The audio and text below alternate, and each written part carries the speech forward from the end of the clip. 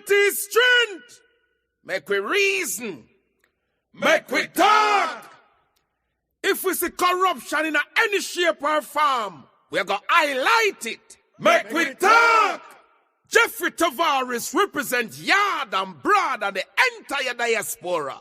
As long as it affects the life of our nation, uncover the truth, make we reason, make we talk. And we don't care about no vumva viva va, no upper echelon, nobody is not above the law. As long as it not help Jamaica, make we talk. Make we talk. Unity is strength. Make we reason. Make we talk. If we see corruption in any shape or form, we're going to highlight it. Make we talk. Jeffrey Tavares represents yard and broad and the entire diaspora. As long as it affects the life of our nation, uncover the truth, make we reason, make we talk. And we don't care about no vumva viva va, no upper echelon, nobody is not above the law. As long as it not help Jamaica, make we talk. Make we talk. Unity is strength. Make we reason. Make we talk. If we see corruption in any shape or form, we're going to highlight it. Make we talk. Jeffrey Tavares represents yard and broad and the entire diaspora. As long as it affects the life of our nation, uncover the truth, make we reason, make we talk. And we don't care about no vumva viva va, no upper echelon, nobody is not above the law. As long as it not help Jamaica, make we talk. Make we talk. Unity is strength. Make we reason. Make we talk. If we see corruption in any shape or form, we're going to highlight it. Make we talk. Jeffrey Tavares represents yard and broad and the entire diaspora. As long as it affects the life of our nation, uncover the truth, make we reason, make we talk. And we don't care about no vumva viva va, no upper echelon, nobody is not above the law. As long as it not help Jamaica, make we talk. Make we talk. Unity is strength. Make we reason. Make we talk. If we see corruption in any shape or form, we're going to highlight it. Make we talk. Jeffrey Tavares represents yard and broad and the entire diaspora. As long as it affects the life of our nation, uncover the truth, make we reason, make we talk. And we don't care about no vumva viva va, no upper echelon, nobody is not above the law. As long as it not help Jamaica, make we talk. Make we talk. Unity is strength. Make we reason. Make we talk. If we see corruption in any shape or form, we're going to highlight it. Make we talk. Jeffrey Tavares represents yard and broad and the entire diaspora. As long as it affects the life of our nation, uncover the truth, make we reason, make we talk. And we don't care about no vumva viva va, no upper echelon, nobody is not above the law. As long as it not help Jamaica, make we talk. Make we talk. Unity is strength. Make we reason. Make we talk. If we see corruption in any shape or form, we're going to highlight it. Make we talk. Jeffrey Tavares represents yard and broad and the entire diaspora. As long as it affects the life of our nation, uncover the truth, make we reason, make we talk. And we don't care about no vumva viva va, no upper echelon, nobody is not above the law. As long as it not help Jamaica, make we talk. Make we talk. Unity is strength. Make we reason. Make we talk. If we see corruption in any shape or form, we're going to highlight it. Make we talk. Jeffrey Tavares represents yard and broad and the entire diaspora. As long as it affects the life of our nation, uncover the truth, make we reason, make we talk. And we don't care about no vumva viva va, no upper echelon, nobody is not above the law. As long as it now help Jamaica, make we talk. Make we talk. Unity is strength. Make we reason. Make we talk. If we see corruption in any shape or form, we're going to highlight it. Make we talk. Jeffrey Tavares represents yard and broad and the entire diaspora. As long as it affects the life of our nation, uncover the truth, make we reason, make we talk. And we don't care about no vumva viva va, no upper echelon, nobody is not above the law. As long as it now help Jamaica, make we talk. Good afternoon, good morning, good evening, wherever you're listening, watching from around the world and the Eastern Caribbean. Welcome to the edition of the Mek Wi Talk program with yours truly, Jeffrey Tavares, your host.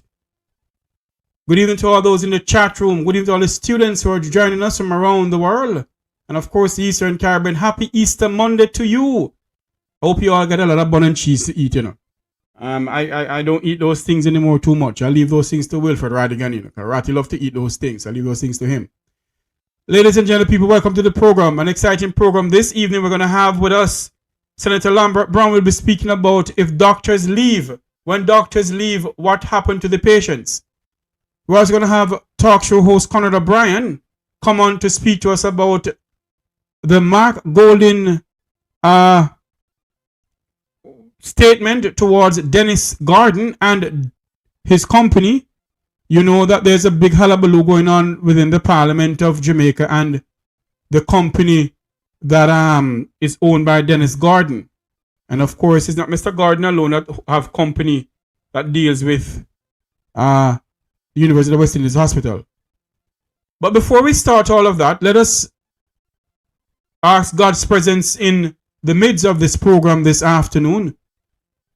As we ask God to come into the midst and speak through me and direct this program in the way how He wants it to go. Eternal God and Father, we come before you as we stand in the gap for our nation, Jamaica, and our people, Jamaica, the voiceless Jamaicans. May you speak through me to speak to your people, Lord. And may you direct this program in whatever way you want to direct it, Lord. In your name I pray, amen.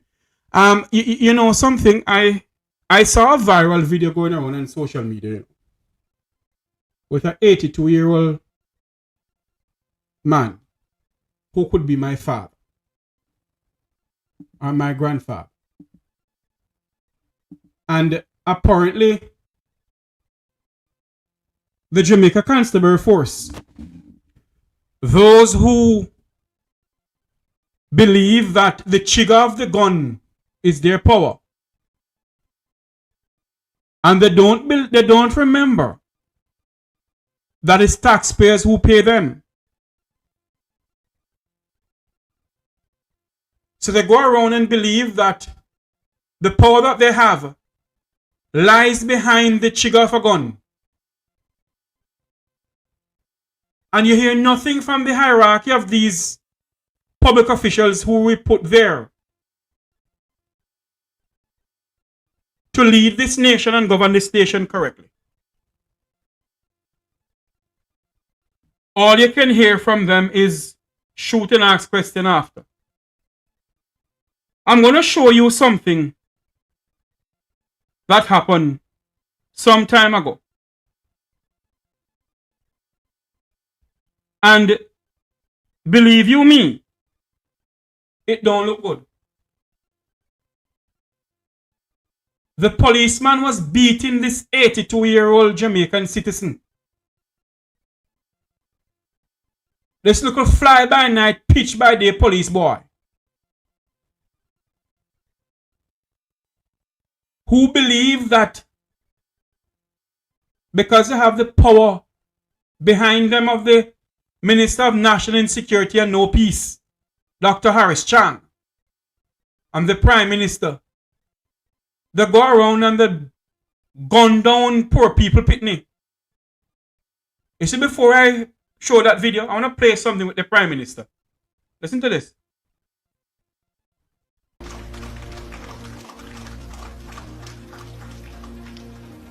These criminals are not disenfranchised youth. We must stop.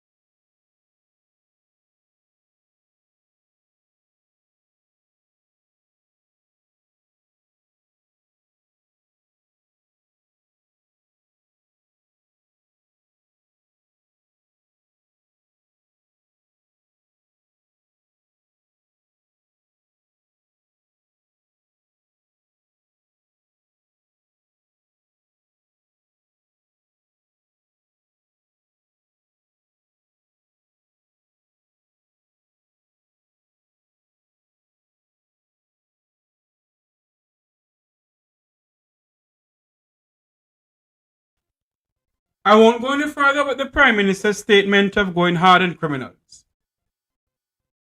And I agree with him in somewhat. That we must have a crime-free Jamaica. But Prime Minister Holness, the police is judge, jury, and executor, you know. The police believe that they are law unto themselves, Prime Minister Holness. And because they believe that they are law unto themselves, they will treat the Jamaican people as if they're nothing.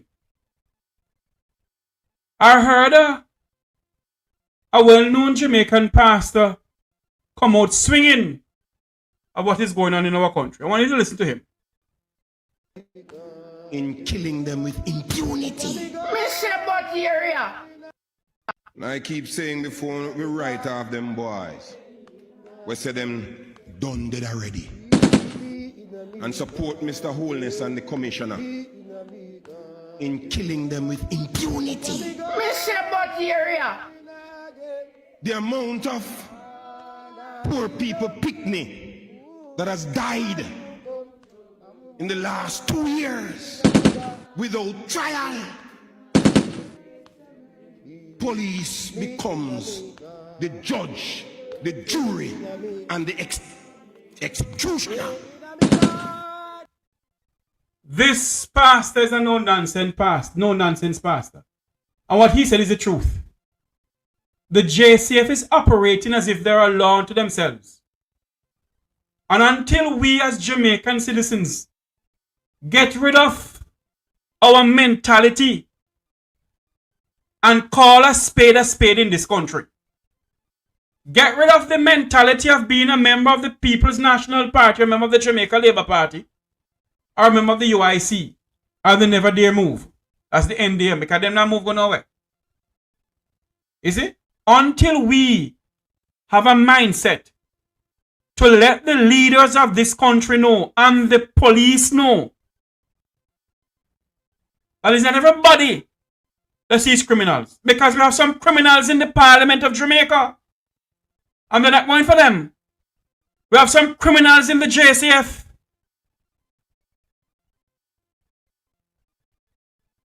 Is it? We have some criminals that is governing this country. One of them is Marissa Dalrymple Philibert, the former Speaker of the House, making laws for the people of this country.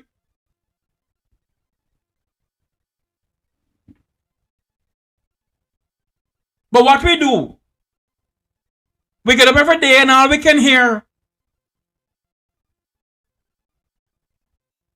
is that me a PNP and me a JLP. This pastor is speaking the truth, you know. I want to listen some more. Because you don't hear no Jamaicans take to the streets of how many poor people have been gunned down in this country. Listen to this. And the reading in Isaiah this morning, you know what line that just struck me again? All of this happened and nobody protested. The innocent killing in Isaiah that took place led him like a lamb to the slaughter. Kill the innocent. Isaiah said all of this took place and nobody protested. Where is the church? Where is the church that has come to declare life? Religion sometimes is used to deny access to the majority. Exactly. Because when Dalford Davis and Bishop Harold Blair, former ombudsman of Jamaica, invite the Prime Minister or the leader of the opposition to their sanctuary, they don't speak to them publicly and say, listen to me, Prime Minister. Too much innocent blood is being shed in this country. What we do when they go there, they bow down to them as if they are demigods. And they shake their hands. And they put Prime Minister on the rostrum. And they put the Minister of National Security and No Peace on the rostrum. While poor people, Pitney, is being gunned down in this country as if they are blackballed by the state of Jamaica. It lead me back to the Tivoli Garden incursion. How many Jamaicans was murdered in this country by the state of Jamaica? How many poor people, Pitney, was murdered in the 2010 Tivoli Garden incursion in Tivoli Garden? Led by this same political party. And what they do, they dig a mass grave in Maypen Cemetery and they throw poor people Pitney in there as if they are nothing. You know how long this has been going on in this country? And we, the Jamaican people, sit down and accept it because what? A broker in a power. And a party in a power. When will innocent blood stop shedding in this country? And what we do, those who carry out the atrocities, we give them order of old dead donkey. We give them order of this and order of that. And we promote them to Ambassador of Plentiful, Rocky Mead. Rocky Mead presided over the greatest atrocity in this country. The worst atrocity in this country. The former Defense Force personnel, Rocky Mead, presided over what went on in Tivoli Garden, where Keith Clark was assassinated, and nothing comes out of it. Plus how many other Jamaican citizens was assassinated on the soil of Jamaica by the government of this country.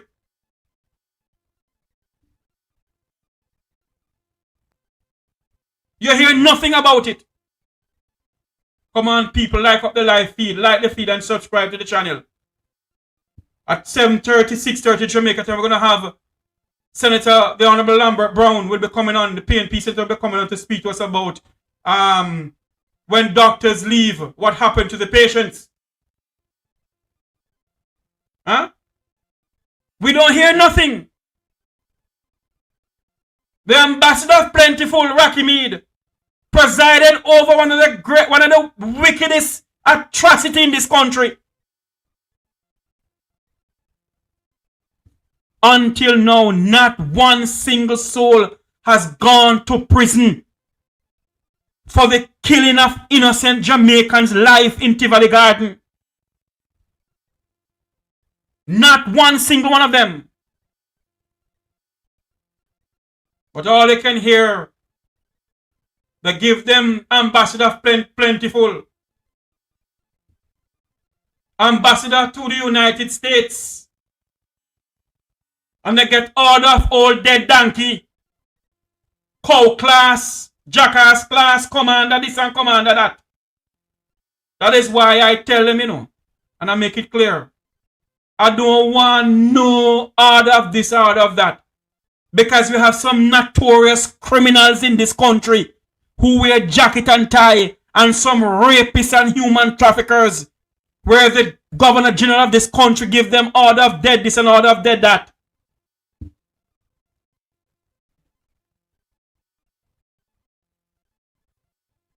When will we see something done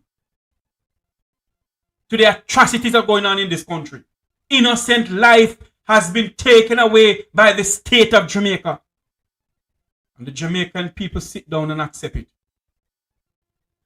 How many Jamaicans was murdered in the uncalled for Tivoli Garden incursion, all because of politics?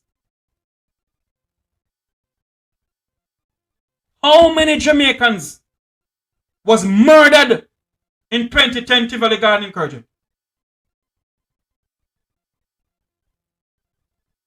You hear nothing from the people of the effluence of society because it don't affect them.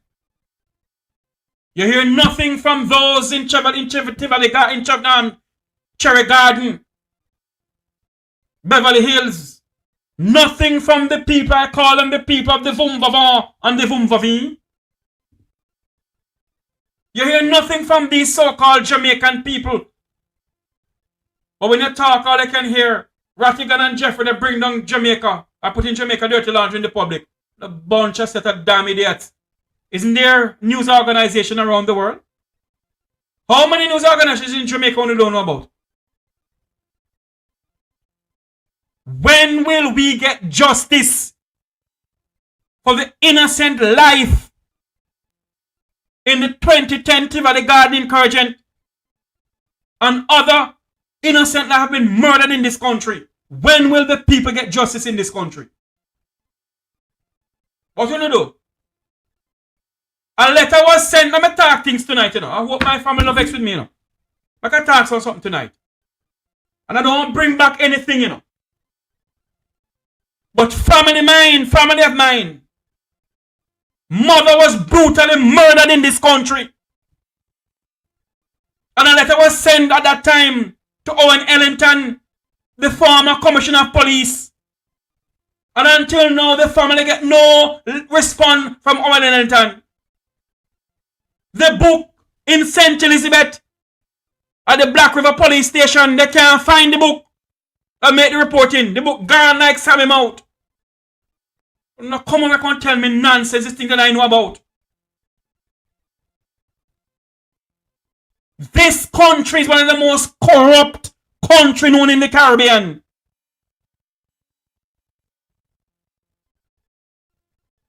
Brutally murdered at her home. They make a report at the Black River police station. What was made there? It tear out of the big book. A letter was sent to the then Commissioner of Police, Owen Ellington, who is at JUTC now.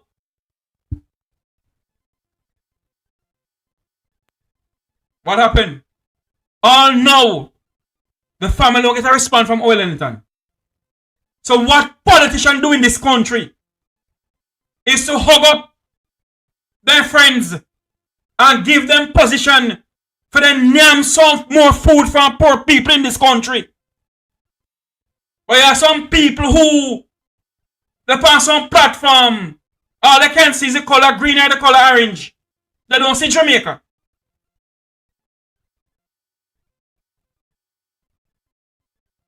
What they did until now, and I will continue to talk about because I know Mrs. Clark, Keith Clark's wife, has not getting the justice. The mother who live in Tivoli Garden, the father who live in Tivoli Garden, the cousin, the grandmother, don't get no justice from the Jamaican government of how many people was murdered in Tivoli Garden by the state of Jamaica.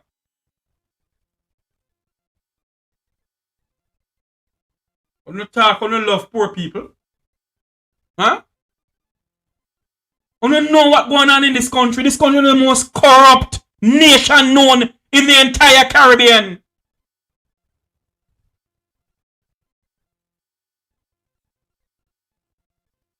But because you don't reach someone on the face, someone on the doorstep, and we talk, say, go ahead.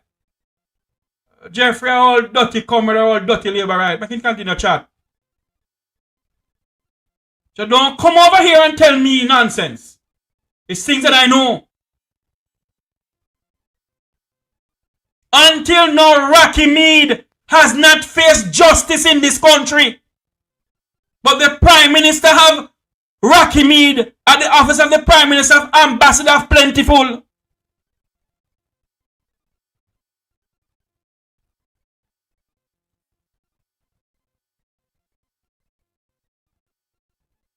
While poor people Pitney is murdered in this country by the security forces. And what the police did a couple days ago, that policeman should be fired from the security forces in this country. He should not be allowed to hold he should not be allowed to hold taxpayers' gun. And the family must sue the Jamaica Constabulary Force. The family must sue the Prime Minister himself. The family must sue the Minister of National Security and No Peace, Dr. Twiddly Hum Hum. Chang Chang Chang.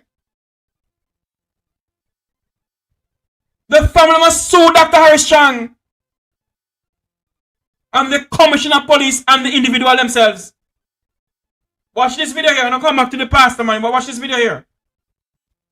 Elderly man in Torrance, St. Catherine. Still in St. Catherine, the police high command has launched a probe into a viral social media video depicting a police officer in a physical confrontation with an elderly man in Torrance, St. Catherine. This evening, we hear from the victim. How did the man did it up?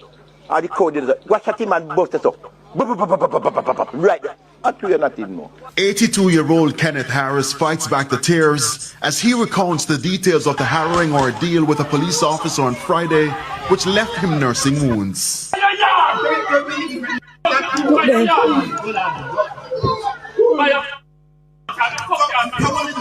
Now tell me something now. Hold on there for me. Tell me something now. What is the Prime Minister doing about this? I'm telling you something, you know. Poor people now gonna know them back, now know them 70 the back is against the wall in this country, you know. You believe that they could fly by night, pitch by the police, why? Could I go to Cherry Garden, go do that to Tom Tavares Vincent's son? Or Babsy Green's nephew? Or Andrew Holness' son?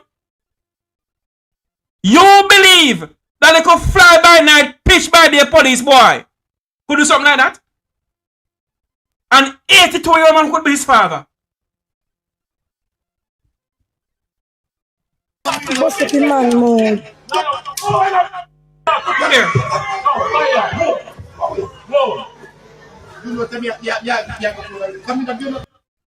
Now tell me something now.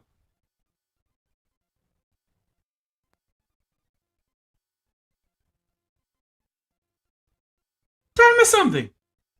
This policeman backs in this 82-year-old gentleman. And all the JCF can do is put him on backline. Because pending very much damn investigation, he should be fired on spot. He should be fired on spot. No investigation in this. But doping off a frightening of this country. And until poor people wake up in this country and decide, say, listen to me now, enough of this nonsense in this country. Jamaica now come better. Watch some more of this. It all unfolded during a police operation in Taws Meadow, St. Catherine, sometime before midday. Me was right there at the shop, and I see the police them come. And then give him the message to give tatas. And I told them that you can't give him to give tatas. And tatas, the bad man, when they say they want to, then kill. So Mr. Tim said, me can't give tatas to you. You have to go in because you are the police. He did it, so and he said, wait a second, me tell him again. And I beat back him and start back him. The man tell me what I did. So when I tell him, I tell him, what me do? Me a big man, me a 82 years of age. And then the police are going to take him out from me now. When the physical assault ended, he was rushed to a medical facility to seek treatment for the injuries he sustained to his mouth and back. He told us his dentures were also broken while he was being beaten by the officer. As if struggling with the pain was not already a burden, the visit to the police station to file a report would also cause him more distress. Then put me in a if I'm going to give me me tell him. They ask me if me see the man, if me know him. Me say yes, if me see the police, me know him. He asked me again, how me show to our police. That's where the next one, and that the one you take a step, the next one ask me, how me show to our police. Then me say, what kind of food the business you ask me? And a police business, and you ask me if the man is my police. Now tell me something here now. You know, I keep on saying this, you know. And people vex when I say these things, you know.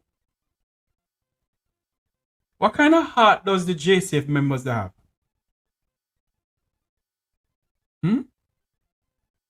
What kind of heart does the members of the JCF have? This 82-year-old man went to file a report of what the police did to him, beat him. And a member of the security force, the JCF, going to ask, say to the man, he knows the police. You have a right to ask because of criminal in the police force. Yeah, some notorious criminals in the police force.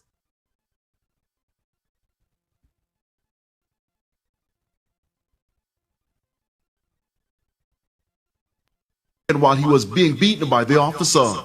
As if struggling with the pain was not already a burden, the visit to the police station to file a report would also cause him more distress.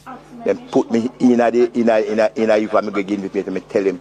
They ask me if me see the man, if me know him. Me say yes, if me see the police, me know him. He asked me again, how me show to our police. That's where the next one, and that the one you take a step, the next one ask me, how me show to our police. Then me say, what kind of food the business you ask me? And a police business, and you ask me if the man is my police. You don't understand? What them should have done, they should have called in the troop, make me explain and show him the man, say, this is the man, you don't do that. The incident, which has been making rounds on social media, has sparked outrage among Jamaicans, with some demanding justice. Residents in the community are livid. They abuse them authority. Them abuse them authority. It don't matter the circumstances what you come on. If you come for Tom Jones, you're not supposed to have beat old man, beat young boy, abuse children, abuse elderly people, and attack all kind of work. If I curse about it, police lock me up. So why them supposed to come and use negative word to people and all those things? Enough fear.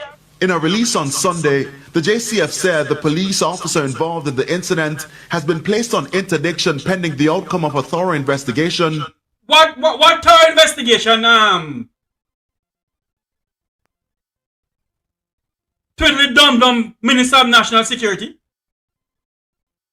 What sort of investigation is this you want in this? So what you're going to say is AI video? Huh? What sort of investigation do we need in this? If it was some other modern democracy, the police would have gone, his badge taken away from him, no, taken off front night duty, and go home, go sit down without any pay. What is this country becoming?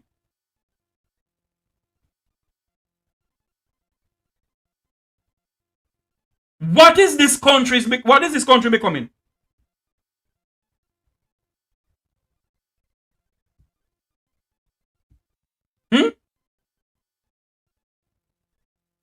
You went into an era for a notorious Dan. And this go fly by night, pitch by the police boy.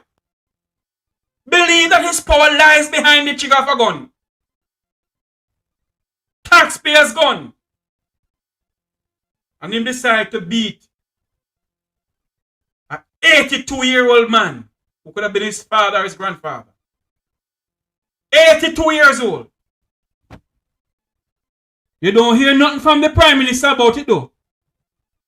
But it was anybody up at Cherry Garden or Beverly Hills picnic get beaten, you know, they come out and condemn it.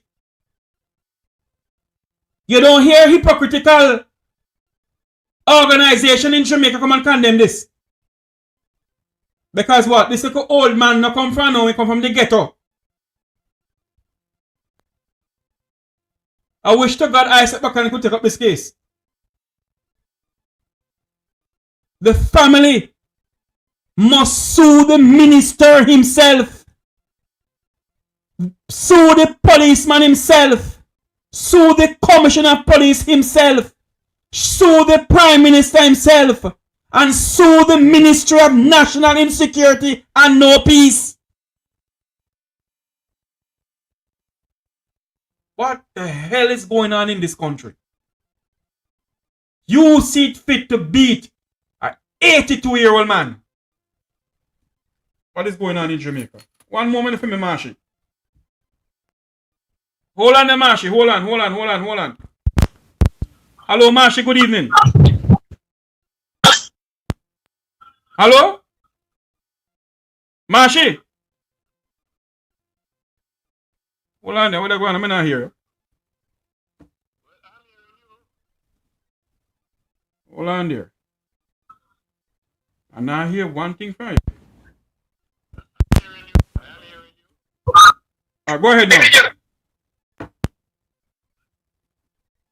Hello?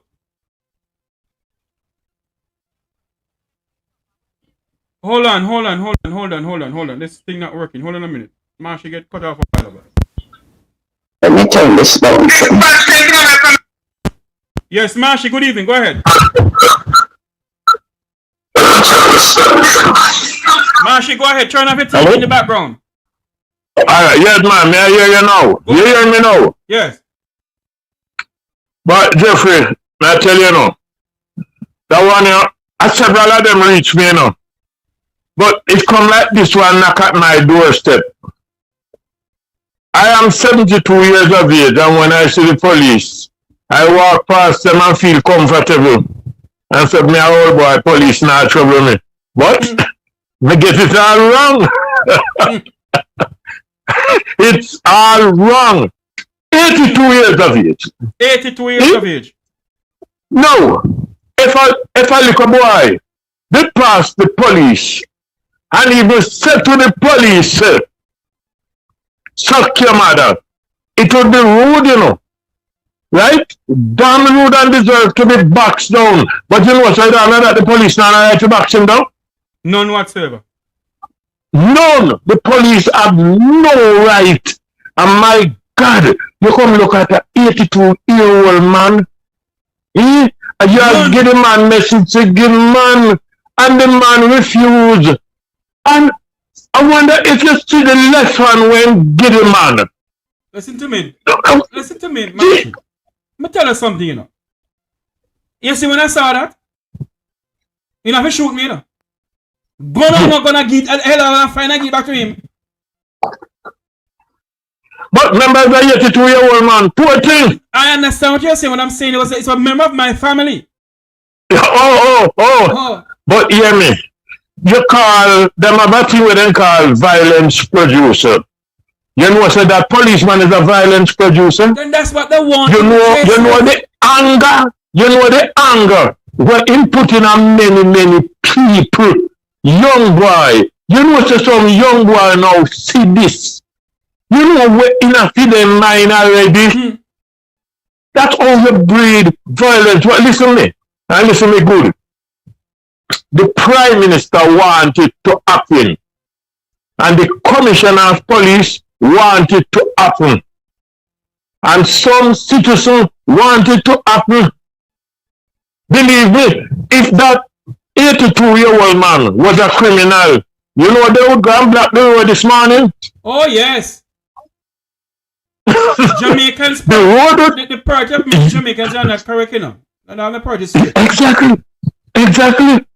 And no, Jamaican for justice, find time to go tear down, drop them. We drop, you know, say drop them situation. A poor people drop them a help. I know that. The less fortunate. We know the thing or not. All the Niger Cliff Hughes and Draws Davis and the rest of them are making young Jamaica, old Jamaica, all of them JLP activists. We have better sense than that. We know all of them things. Now, if the Prime Minister don't want this to happen, it won't happen. But where's the advice of the church? Hold on there for me, Marshy. You gotta call me back because I'm supposed to get Senator Lambert Brown on. And look how he's ready for me. So let me go get you. I'll get you. All right, bless him up for me. Hear him up for me. Yeah, man, I will. Good. We're gonna have Senator Lambert Brown to come on to speak about when doctors leave, what happened to the patients. We'll get to Senator Lambert Brown right now. We're listening, watching from around the world in the Eastern Caribbean. This is Mek Wi Talk. Here's truly Jeffrey T. We're standing by to join Senator Lambert Brown, one of Jamaica's favorite senator of all time. Senator Brown, welcome to the program. Hey, Jeffrey. Thank you very much. All the best to your viewers and listeners. Yes, sir. Happy Easter to you, man. Same to you and to everybody. Hope everybody had a good time. Yes. And it was peaceful and safe for all. Senator Brown, before I get into the nitty-gritty of the thing we're going to speak about, have you seen this viral video of this policeman beating this 82-year-old man? Savage, brutal, evil. And I can't believe the police is saying, oh, we didn't train them for that. So how comes? how comes he's doing that?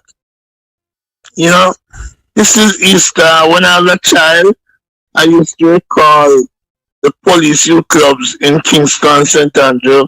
Every Easter Monday, there would be a big relay from Mona down to Elston Road. People running legs of 1 mile each. Then the police at youth clubs organizing young people. Sadly, over the last week, what we see, 9 people killed by the police, 9 young people, 17, 18-year-old. And I asked myself, what have we changed for the better and for the worse? You know something, Senator Brown? When people say those things from the members of the security forces, you realize that there is no respect for the security forces in this country by the Jamaican people anymore. Well, certainly I don't know which honest and decent Jamaican could have seen what up to 82-year-old elder and then say, oh, congratulations to the police. That's brutality, that's wickedness, that's evil. This is an unarmed 82-year-old man. No threat to the police. No threat to the police. And look what happened. But you know what?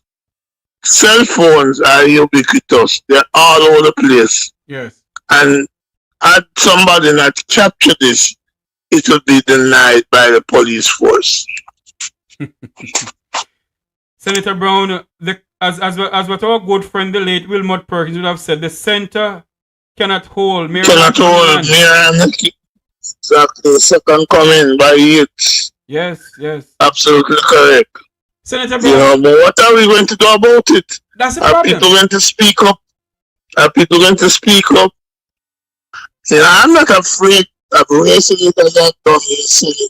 You remember that young man whose bogus picture, whose pictures put up? Yes. Alleged wanted for murder. Yes. And they would not apologize to him. I remember. I did raise that in the Senate. And this one in Taspen, I'm certainly prepared to raise it in the Senate and ask questions.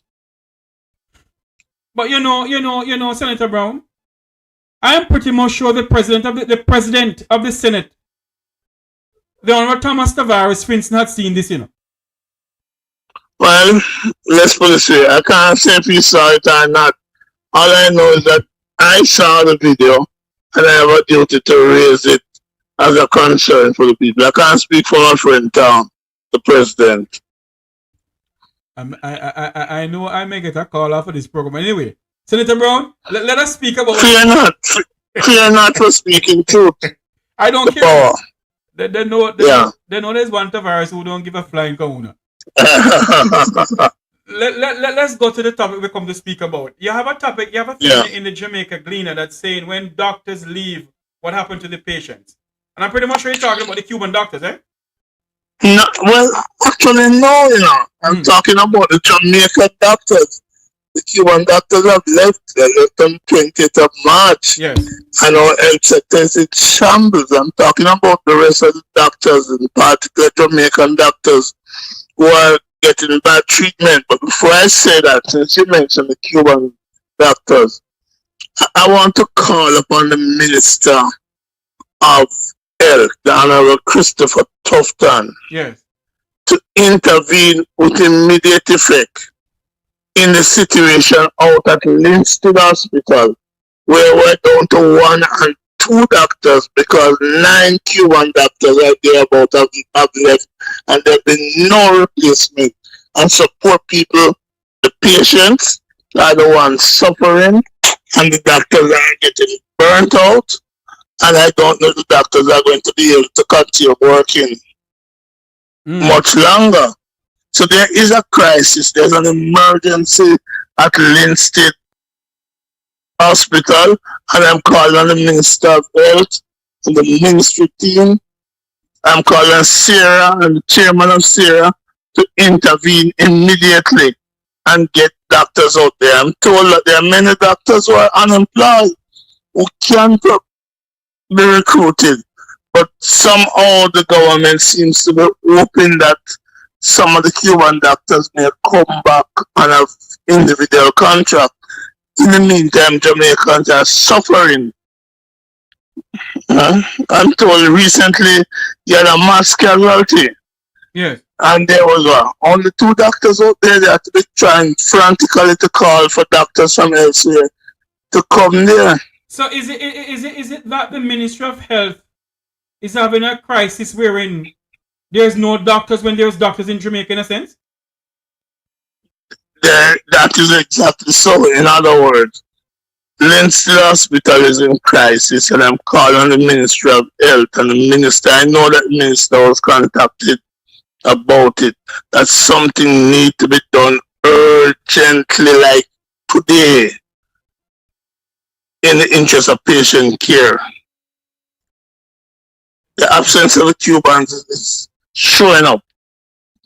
Senator Brown. Senator Brown. Yes. Where is our country? What is our country becoming, Mr. Brown? Senator Brown. Well, you know, if you want to find our country, look for the best PR. This is a government of PR, and they will PR the country into disaster. And because all you get is PR. And if I come to the issue that you called me about, yes, 2,500 doctors are represented by the Jamaican Medical Doctors Association in the length and breadth of the country, from Morant Point to Nek Point, from Galena to almost Goat Island, because KPH is right on the waterfront. But those doctors, and I want to say this because most people don't understand how the Jamaica health system operates in the hospital. Because you see, Jeffrey, somebody is sick for you and you go to the hospital, you spend 20 minutes. Depends on who the person is, you might spend an hour visiting. And you may see some doctors on the ward. But what you don't know is that the way our government, in the main, except for a few in accident and emergency, where they work on shift, the majority of doctors in Jamaica work from 8 a.m. to 4 p.m. They do not work shift. That's how the government set up the work week and the work day. And then between 4 p.m. and 8 a.m., that's called emergency duty. Yes. Emergency hours. And doctors, by virtue of their contract with the government, must work those hours as overtime, or what they call emergency duty allowance. It's not the doctor who say, I want some overtime, you know. The schedule require them, the roster require that they must work those 16 hours as overtime. In some cases, the doctor is working what is called a 1 and 2. What does a 1 and 2 mean? It means that today, let's say today Monday, yes, sir, they work 8 a.m. to 4 p.m. and then they work from 4 p.m. to 8 a.m. Tuesday morning. Yes. Then they pick up at their regular duty Tuesday morning and they don't work emergency duty Tuesday night. But come Wednesday morning, they have to work until 4 p.m. and then pick up the emergency duty of 16 hours. So every other day. So a doctor who works 1 and 2 actually does can end up for a month doing 440 hours of work. Now the normal week work is 160 hours for the week, 4 times 40. But doctors are working 440 hours for a month. They're burned out. So here must be burnt out. But here's the problem now. In 2023, the government decided that they wanted to review how they pay them for overtime. So the doctors who are doing that 400 hours are only being paid at a new rate of pay for 160 of those hours. 280 of those hours are being paid at 2021 rate of pay. And that is what the doctors have carried to they were taken to the Industrial Dispute Tribunal, having tried to resolve this matter, a matter which should have been resolved from the 31st of March 2023. That's over 3 years ago, and the doctors have been talking with the government, and the government have been putting them off. And so it's at the tribunal for the last 1 year. Senator Brown, hold up in there for me. Yeah. How is it that, and I'm going to do like a politics now, sir. And I've never heard any politician say they don't get their salary. Are they trying to negotiate salary at the end of whatever? So why is it? Why is it that our nurses, our doctors, and our teachers in this country have always have to be negotiating wages and all kind of thing, and when the time comes and they get their salary, they can't get it? What is going on in this country? Sometimes the politicians delay their own increase, but that's their doing. And of course, some of the politicians are corrupt and they find other ways to make up. Not so with the teachers, not so with the doctors, not so with the police, not so with most of the public sector workers. And so what we have here now is that the doctors are fighting to get, firstly, a fair pay for their overtime that they can't refuse to do. If you refuse to do overtime, you're in breach of your contract, you can lose your work. But people don't realize how much the doctors who you see in the hospital, if you are a patient in the hospital, sometimes you say, but doctor, now you there this morning, how come you still there 12 o'clock tonight? How come you still there tomorrow morning when tomorrow morning come?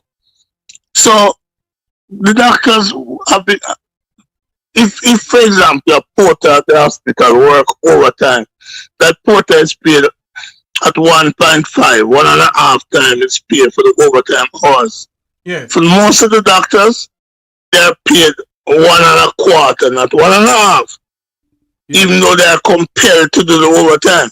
So the government has now agreed to move that 1.25 up to 1.5.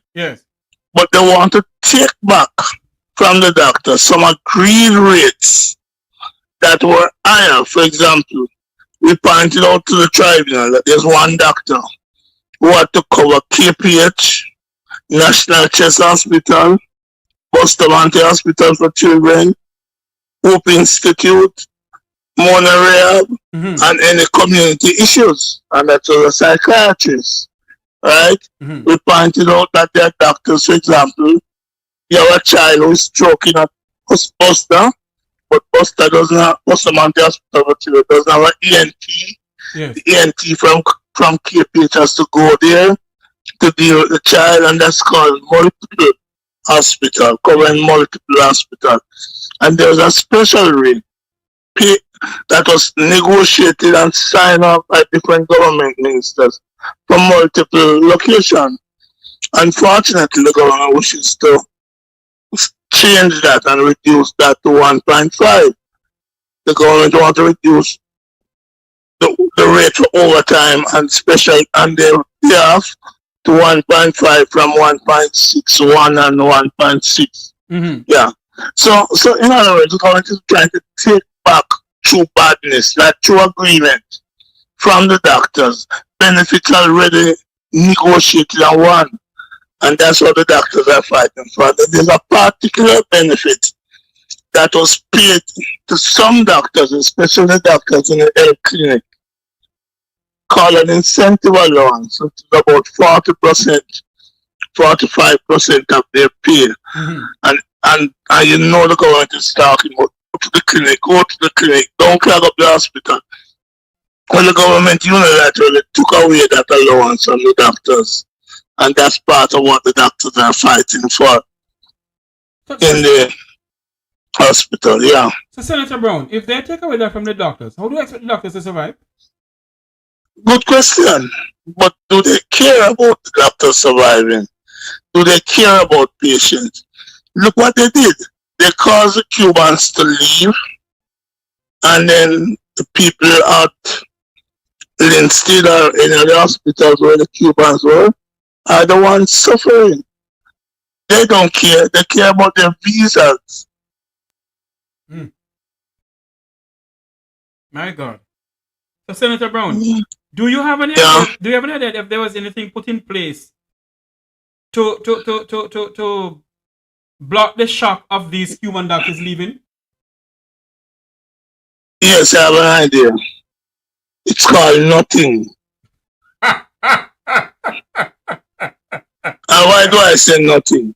The minister said what this means is that the doctors who are left behind will have to do more overtime. Mm-hmm. But they are not paying the doctors for doing the overtime at the current rate of pay. Mm-hmm. Senator Brown, can you give me paying them a 2021 rate? Senator Brown, can you give me 2 minutes to call you back, please? 2 minutes to call you back, please. That's fine. Okay.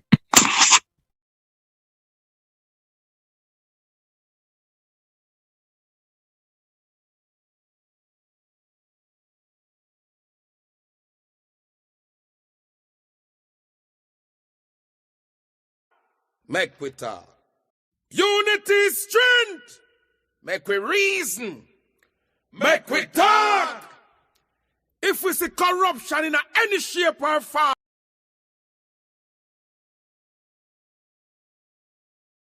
we do apologize about that. I had us to take that call. It's a very important call. Take that call. Let me get back Senator Brown now on the phone. I do apologize about that. Let me get back Senator Lambert Brown.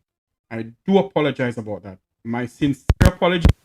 I'm at work, so I have to do that.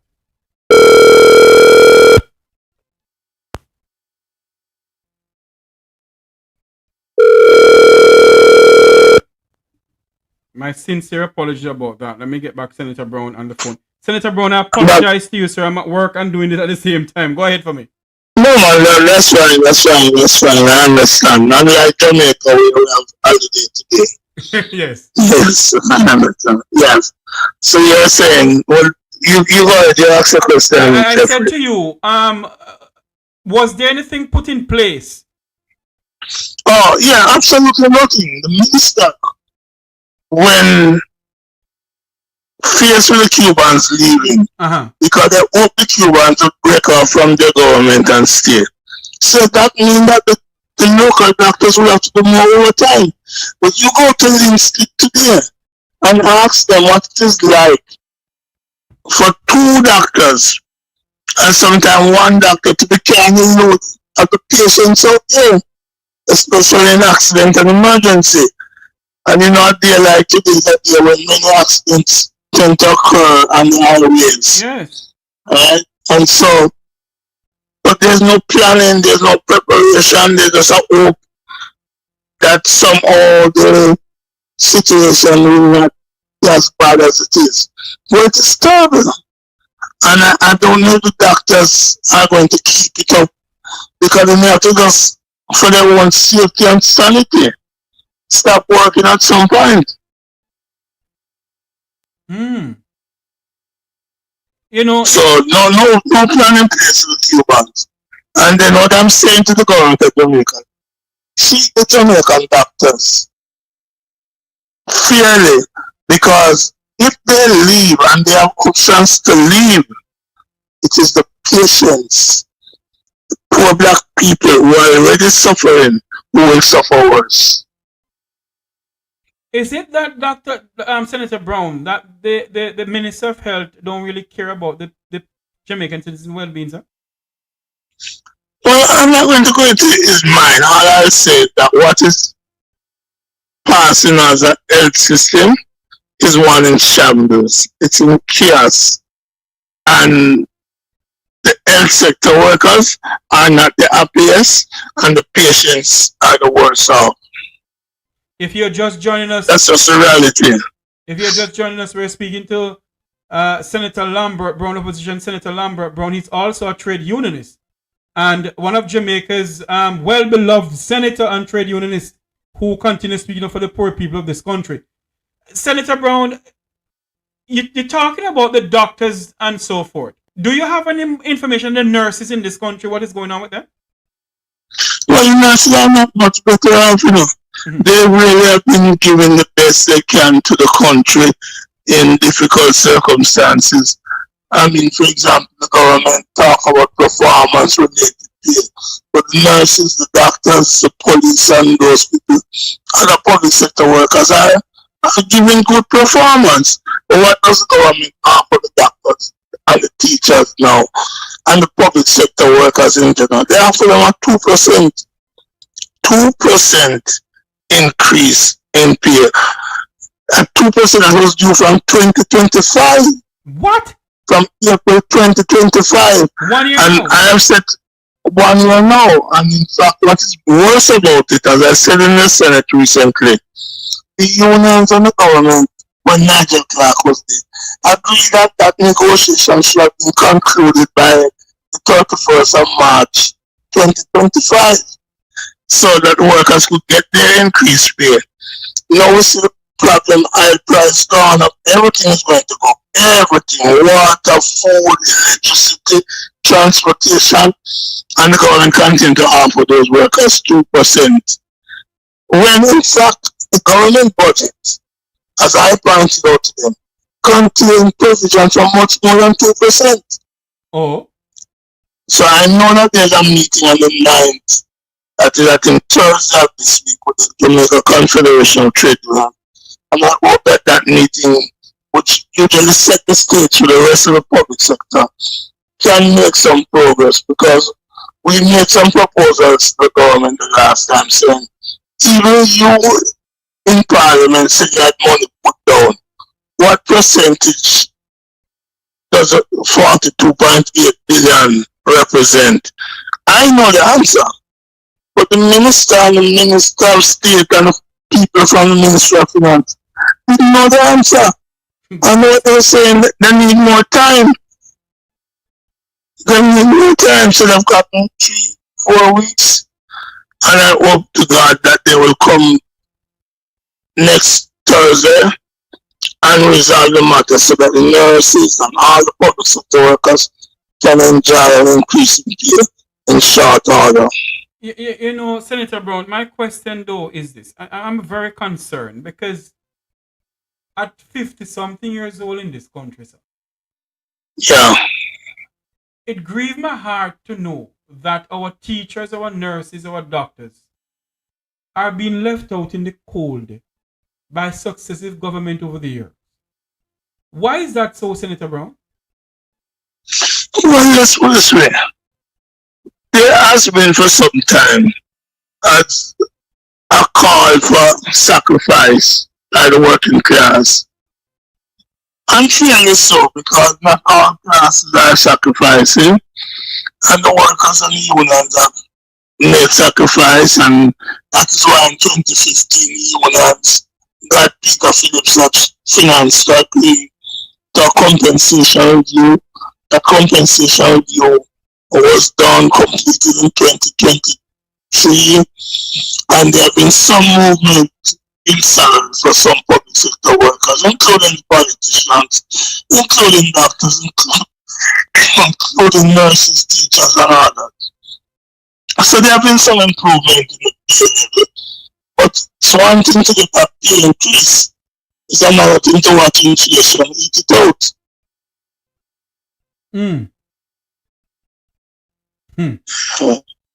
So that's really is the situation. But I come back to the hospitals. Yes. I really don't think the government had a chance to settle the matter with the doctors. They procrastinate, they refuse to settle it, and I hope that the tribunal have heard the case over 53 sittings. 53 sittings, 1 whole year of sittings, that the tribunal will come back and do fairness to the doctors and to grant the doctors that which they're asking. Because what the government proposed would be a breach of contract, would eviscerate collective bargaining arrangement, would decimate the ILO conventions. So there's no way they can support the government. So we'll wait an award, which incidentally will be a big award. Yes. Never one of the biggest award ever handed down in the country's history, but the doctors are deserving of it. And it's 2,000 plus of them, so it's not a lot of money that will come to each doctor, even though the amount of money sounds big. Senator Brown, I want to shift gear, as I have you here. I don't know if you can speak on something here of what is going on in Central Kingston. And forget about Central for a bit. Let's go back to what is going on in the Parliament, where the Public Accounts Committee of Parliament meet, and there is this thing going on with Dennis Gordon. Yeah. I see where the PNP put out a statement, but to me the statement sounds contradictory though. Why do you say that? And one breath they're saying he didn't do anything wrong, and on the other breath they say he must step aside. Yeah, and so in politics, perception is as good as reality. And while Dennis Gordon didn't break any law, there are moral standards that we set for everybody, which is to play by the rules. And what has come out is that there was, it will appear, and I use the word appear, yes, that the customary arrangement was bypassed, maybe for good or bad reasons. But if everybody can break the rules as against the law, then we have a lawless society. And what the leader of the party, Mark Gordon, has done, Gordon's, and I support him 1,000%, is to say, while there's this controversy, while there's this perception, step aside from the shadow cabinet, step aside from the PSC, clear your name, and come back. And I'll say this to you, I was one of the persons who were close to pushing some Smith. And I could call Sandra Falk because she and I were charged by the Prime Minister then to work on the Richard Azan issue. Richard Azan broke no law. But in politics, perception is as much as reality. Richard stepped back, but Richard returned. PJ Patterson stepped back, but you remember PJ Patterson was coming? I shall return. He came back and he became the longest Prime Minister of Jamaica. So we have to honor those traditions of high integrity. This is not a condemnation of Dennis is saying, let the process go through and let the people see what happened. While that is happening, then you can't be part of the process, which will adjudicate or in any way review that. And I think that's a reasonable position to adopt. If Andrew Gordon should adopt that position and the JLP adopt that position, Jamaica could be a bigger place. We wouldn't be sinking in the corruption index, right? And more money Hold on to me, because Senator Brown, hold on to me. Can you speak some more in the mic? Speak some more on the phone for me, please, because your audio is going in and out. Well, I'm trying to understand. But, you're going to go into Central Kingston. Yes. Central Kingston, the party has called for Donovan Williams to step back. So, it's the same thing with Dennis. Let the investigation go, let the chips fall with them, and if there's nothing untoward, you will be brought back. Another thing too, Senator Brown. Myself has said it on this program many times. The Jamaica Labour Party have a bulldog. And I'm not describing him as a dog, but a person who loves to attack people, Senator Marlon Morgan. Yeah. Why is it the PNP don't have a person to counteract Marlon Morgan when he comes out and chat his nonsense? I don't understand you. Jeffrey. You're saying the PNP need to find someone to talk nonsense to? No, I'm no, Senator Brown. Because what I think is necessary, let the Jamaican people be educated to know, as you have identified when Marlon Morgan is talking nonsense, and just dismiss it. And that's usually 99.9% of the time that he's talking nonsense. So what I want to do is prepare the people to dismiss it by showing them that PNP is of a higher standard, higher moral standard, that we cherish integrity. We don't have 28 bank accounts. We are not uncertified. So we signed the code of conduct. I don't think the JP signed it. So we draw a line by doing what is right and the proper thing. And we hope the people will see that, and we don't need to find somebody to talk nonsense. Senator Lambert Brown, have you on the phone here. I have a couple more minutes with him before I have to let him go.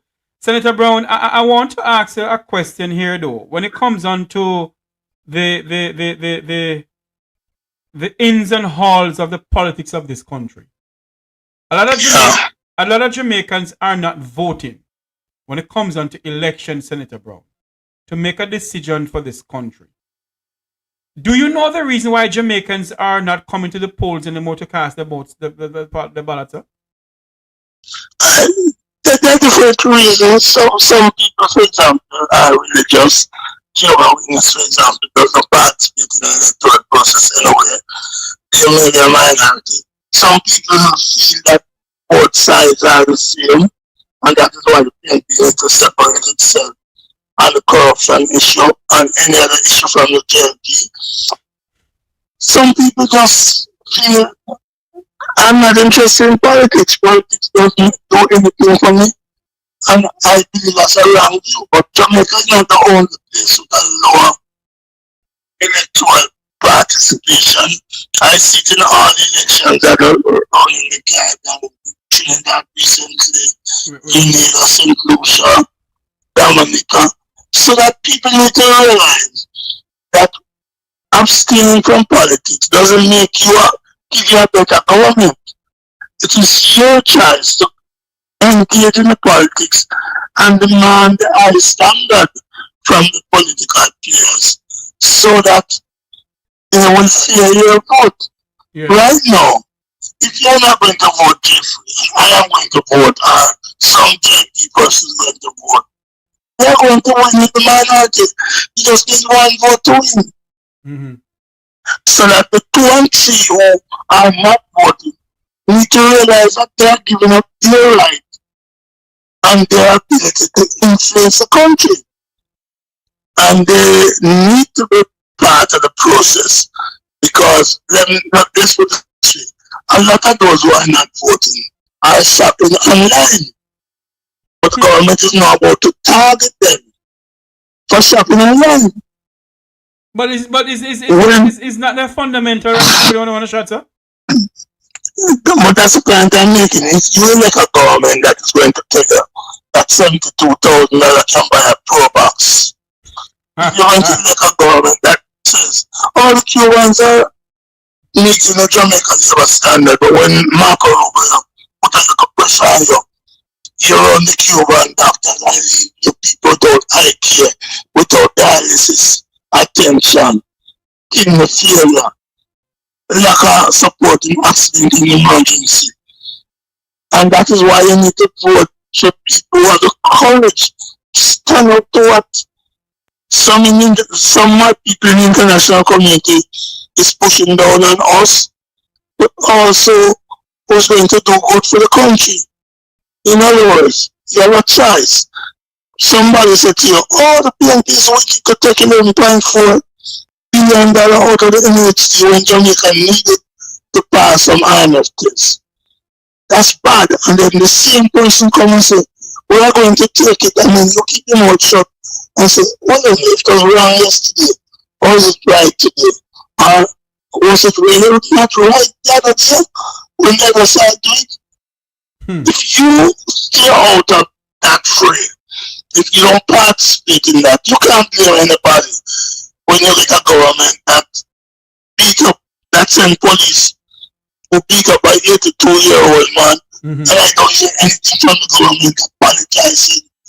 I'm not going to make this point. I'm not going to make a political plan. It can happen in a jail stronghold. I don't hear the MP Babs come out. I don't hear the Prime Minister come out. I don't hear all strong Minister of National Security and Peace come out. So they don't even care about their own supporters. Senator Brown, I asked you the question many times. I want to say something here. I'm saying it, not you. The Minister of National Insecurity and No Peace. That's historically, you know, national security and peace. Minister of National Insecurity and No Peace. Anyway, I'm going to switch the conversation to one thing before you go, because it's all over social media. Are you aware of the People's National Party collecting in the money for burial and don't hand it over? Not really. I know the party. I know the party. So, because the party know historically the JP victimizes people and don't share the donations properly. In fact, right now we see the problem with people trying to get their roofs back. And what the party did, having reached out to the Prime Minister and made several suggestions to the Prime Minister, they said, well, we are prepared to receive donation which we can pass to the people. I must confess I'm not anything, and I can speak to the treasurer when I see her next in the Senate and ask her, did we collect and what did we do with the amount of money? I know for sure that MPs are helping people. I know, for example, that the Portia Simpson Foundation, which as a part, sought to help some people with housing, not to award about 6 or so housing in honor of Portia's birthday. So I know that the PNP, whatever the PNP collected will be spent on the people and for the people. Should there be an accounting? I have no problem. But say if we get $10, this is all the $10 go. And with that I want to comment somebody like Andrew Stevens, who went out there, help people, and he was accounting of all the funds that he received, all the donations he received. And that's what I mean by transparency. That's what I think Mark Golden means by transparency. We are not the ones who take money from teletons and can't account for it. PNP is obviously willing to account for anything that it receives. I'm going to send you something when you get off air. When I get off air. Yeah. And I want you to ask about it in the parliament. One of Jamaica's top diplomats here in South Florida handed over $400,000 check. The picture and everything was in the newspaper up here. There's some Caribbean thing up here. To the Minister of Gender and whatever, Olivia Babsy Gray.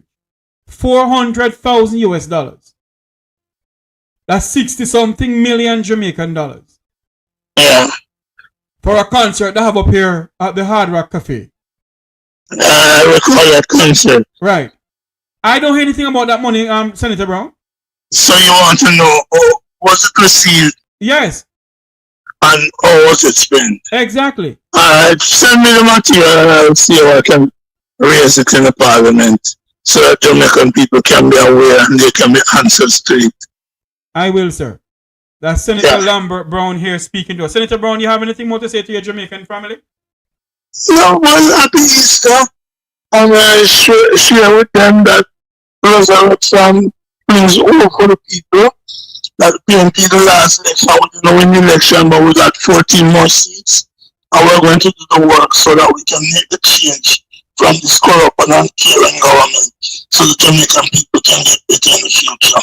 Mark Gordon continue to have my full support in his effort to change Jamaica. Himself, Julian Robinson, explain to the Parliament in the budget debate our vision for better Jamaica, for building back better. And I am confident that PNP is doing the work so one day the Jamaican people will be proud. And I can say this one. Let me save it because there's going to be a debate in the Senate at some point about the withdrawal of 11.4 billion from the NHT. Yes. At that time, I have some proposal to make, and I'm going to make it this early. Okay. Because I really believe that Michael Manley Pigeon is being misplaced by this government. Yes. Senator Brown, but one thing before you go. What do you think about the Prime Minister's presentation in the Parliament about and the budget? When he bring up all sorts of history from Michael Manley and all kind of, I thought it was damn stupidness, and I thought he had been disrespecting the former Prime Minister. I could simply say to you in a single one, Peter, to what you said, damn foolishness. Exactly. Senator Lambert Brown there. Senator Lambert Brown, one of Jamaica's pioneer who stand up for the poor class of Jamaicans. Thanks for coming on the Mek Wi Talk program, Senator. Bless you and all the best to you. Happy Easter as we one of the Easter holidays. Yeah. Same to you, sir. All the best. Thank you very much. Yeah, thank you. There you have it. One of Jamaica's pioneer here coming on the program to speak to us. That's Senator Lambert Brown. You know, I sit here, you know, and I listen to Senator Brown. And I watch in the chat room and people are asking some questions and all sorts of damn stupidness. Anyway, you have a right to ask any question you want to ask. There is a video coming into me. I don't know if this video can be played on air because I haven't scrutinized it. But I'm going to see if I can get it to put it up here. Let me figure out something here. Just a moment here, people. Just one moment. There's something going on somewhere in Kingston. Something going somewhere in Kingston. Let me do this. There it is.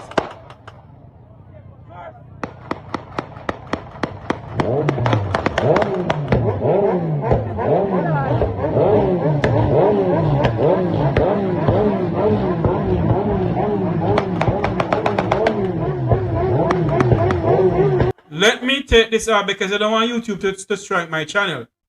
But that is what is going on somewhere in Kingston. Illegal guns is being shot in the air. And bike, boom, boom, boom, boom, boom. God Almighty help this country. We're supposed to have, let me see if I can get a hold of Conrad O'Brien now. To come on, because we're supposed to have Conrad O'Brien on the program here to speak to us about his take and what happened at the statement from the People's National Party about Mr. Dennis Gordon. Let me see if I can take a hold of him, get a hold of him now. Let's see if we can get a hold of Conrad O'Brien from 93 FM. He's a talk show host. Let's see if we can get a hold of him now to speak on the issue of Mr. Dennis Gordon. Good night to Conrad. You're live on air. Hello? Hello? Yes, Conrad?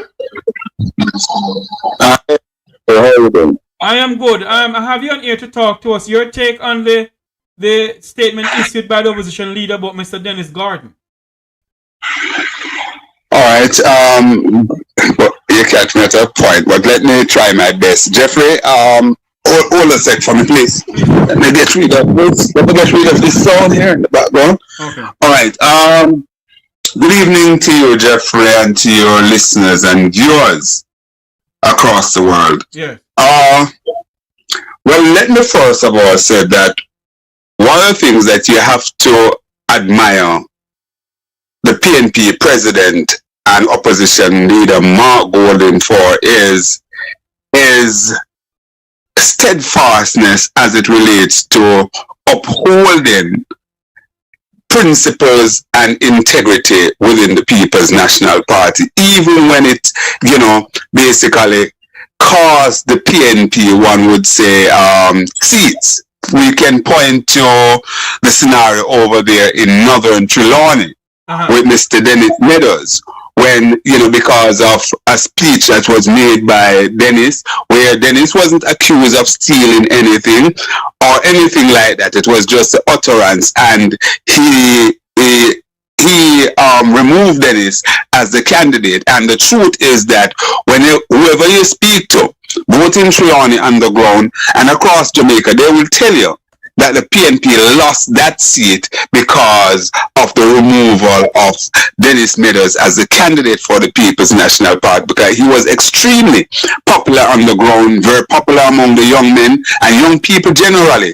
And I don't think that Wickham was able to bring that level of energy and excitement to the constituency. Hence, the PNP lost the seat. Now, fast forward to Dennis, and you asked me about the speech, the communique that was issued by the opposition leader yesterday, and I have a problem. I have an issue with it. Basically, the wording of the speech, because I don't see how you can issue a statement to say that. Listen, well, how do you compute a statement to say that the person have done nothing wrong? You see nothing, no rules have been broken, nothing. But you summarily remove the person from two positions that you have appointed them to. I really can't see it. I don't know if it is a situation where the person who crafted that speech and issued over the signature of the party leader wasn't really thinking through the wording of the communique, because to me, as someone who understands a thing or two about communication, it's not matching. It's not adding up in my view. And the PNP, on the other hand, too, has to be mindful that they're indeed in the political game in Jamaica, and sometimes you have to allow some things to basically run its course and see how it will pan out. Because when you look at the opponent, and I think the PNP would say, Conrad, don't go there, don't compare us with the JLP, because we are a much higher standard.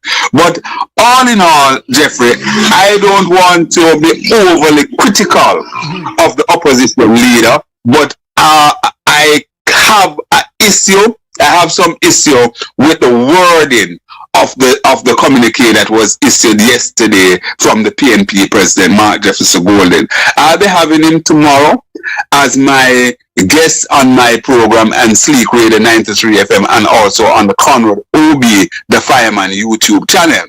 And I intend to ask him the question direct for him to basically, I won't be adversarial, I won't be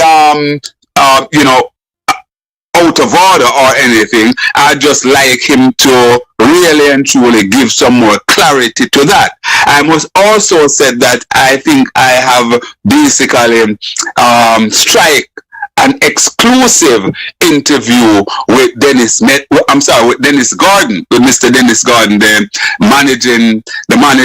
manager and founder of the JACDEN group of companies. So we'll be having him one day this week. Haven't tied on whether it will be Wednesday or Thursday, but certainly that will be a biggie. As I said, it will be an exclusive, so we will be able to drill down a little more on this, But on the face of it, that jumped out at me from the communique by the People's National Party over the signature of its president, Mark Jefferson Golden. Conrad, before I let you go, because I know you're a very busy person, let me ask you this question though. I see wherein you have been a bit, you've been talking about the issue facing the People's National Party, if they don't have a person out there to counteract a Marlon Morgan and give him an uppercut per se when it comes down to his utterance sometimes. Why would you come out and talk about that, sir?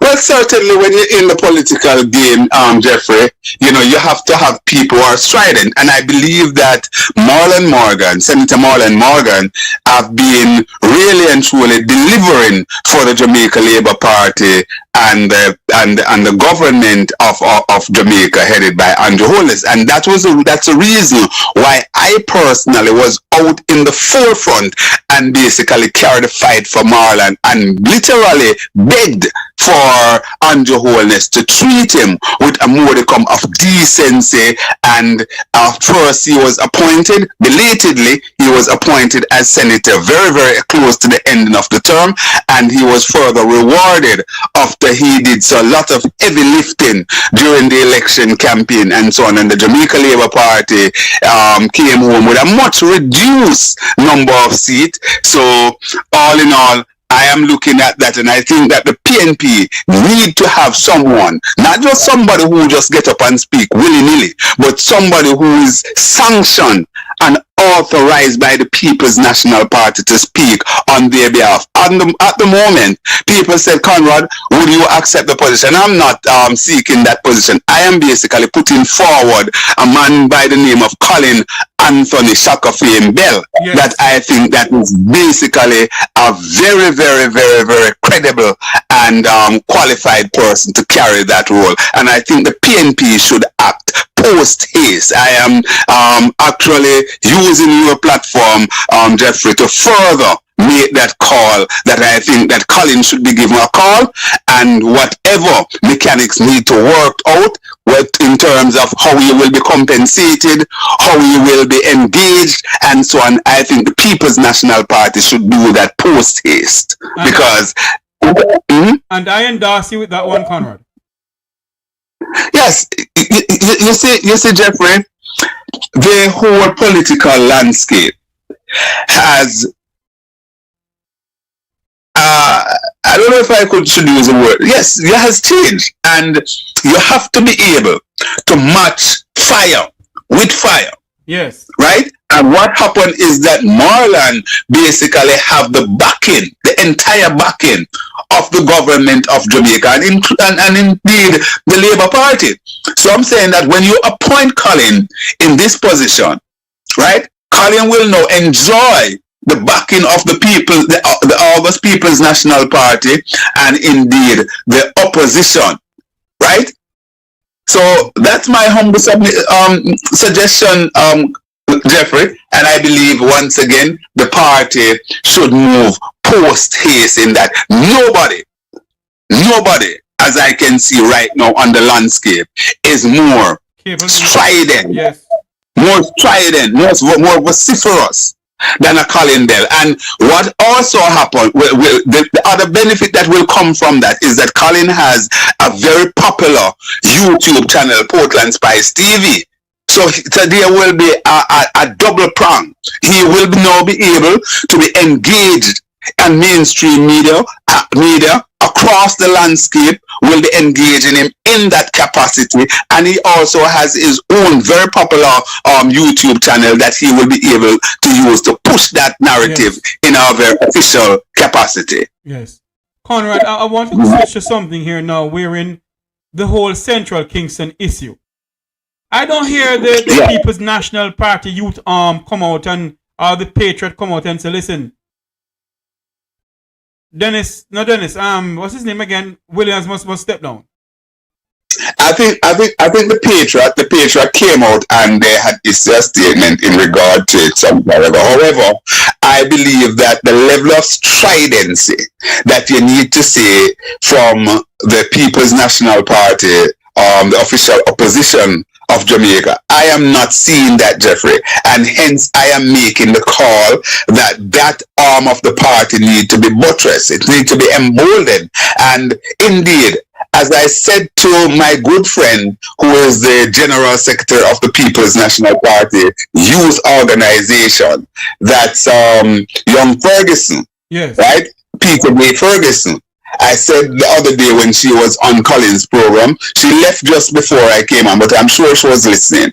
And I made the point that, listen, the PNP had ceded a lot of territory. I remember, Jeffrey, back in my early days, and even in my adult stage, you know, the PNP was very, very dominant. The PNP youth arm was very, very dominant in high schools, in tertiary institutions, community colleges, university colleges, and so on.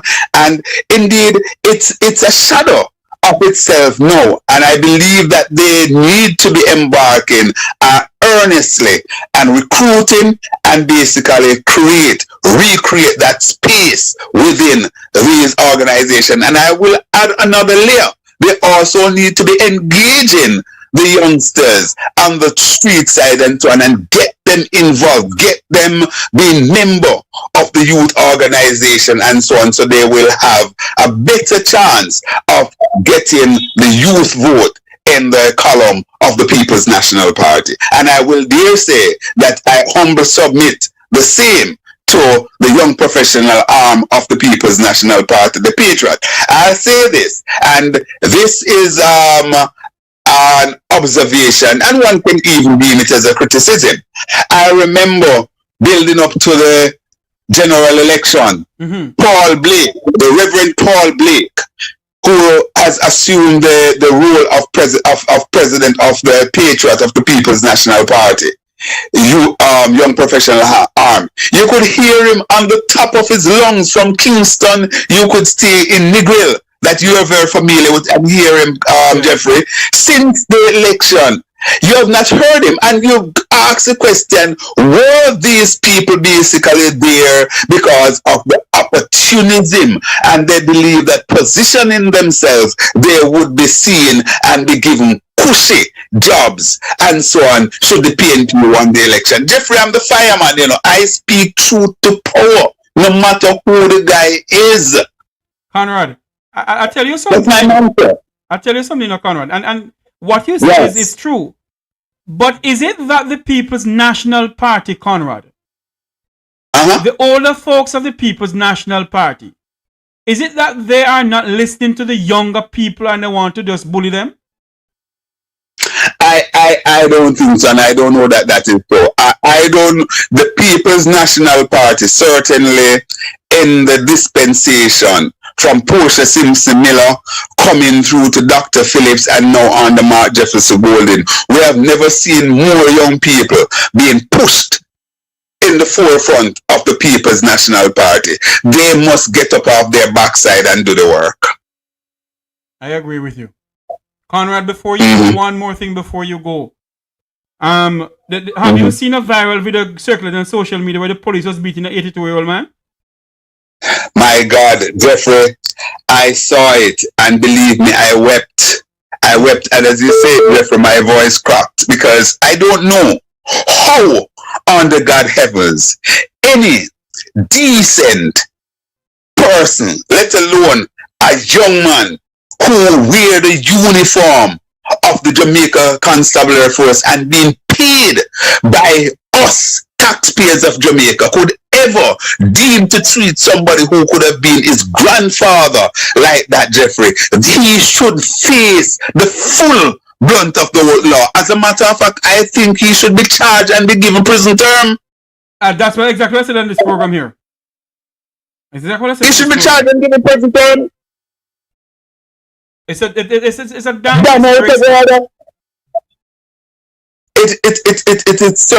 is certainly a damn disgrace, Jeffrey. And Jeffrey, you have not engaged me on this, but I'll say this. Go ahead. Another thing that the PNP has to do, the PNP has 28 seats now. To get the reins of government, you need 32. Therefore, the first order of business is that the PNP has to secure the 28 that it has now. And look at the additional 4, then you start to look at where else you can claw in. The People's National Party, in my view, need to stop approach situations where we don't have the numbers. And I remind the PNP, had the JLP took the same approach that said we don't have the numbers to win seats and so on and so forth, and just stay away from it. What's her name now? This young lady, my goodness, she will be so upset with me for me not remembering her name because I've interviewed her more than once. She's an attorney at law down there in Northern Trinidad. Tova Hamilton. Yeah. Had the JLP took that approach, Jeffrey, you're a man who knew that side of the country very well. And when we were growing up, Jeffrey, it was something that as far-fetched as possible. To think that the JLP could win Northern Trelawney. And here is it. Tova Hamilton is there. 2 consecutive elections on the track because the Labour Party see that, listen, they can win a seat. And why am I going there? Why am I going there?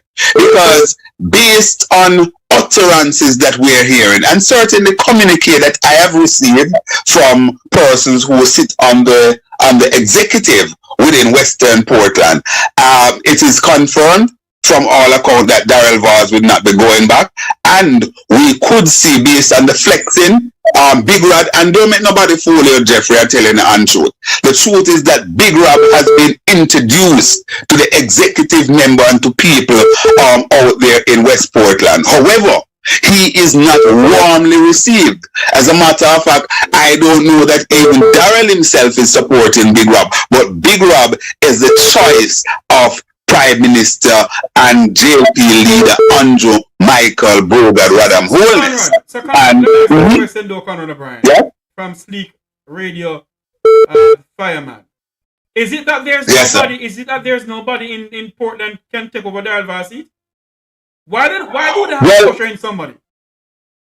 Well, that's the scenario that is taking place. I gather that there are some persons there who are trying to woo young Adam Vaz to basically offer himself for the seat. I don't know if he has the guts or the appetite to go into representational politics. I know he's a young man. Young man recently got married and so on and so forth, building a family.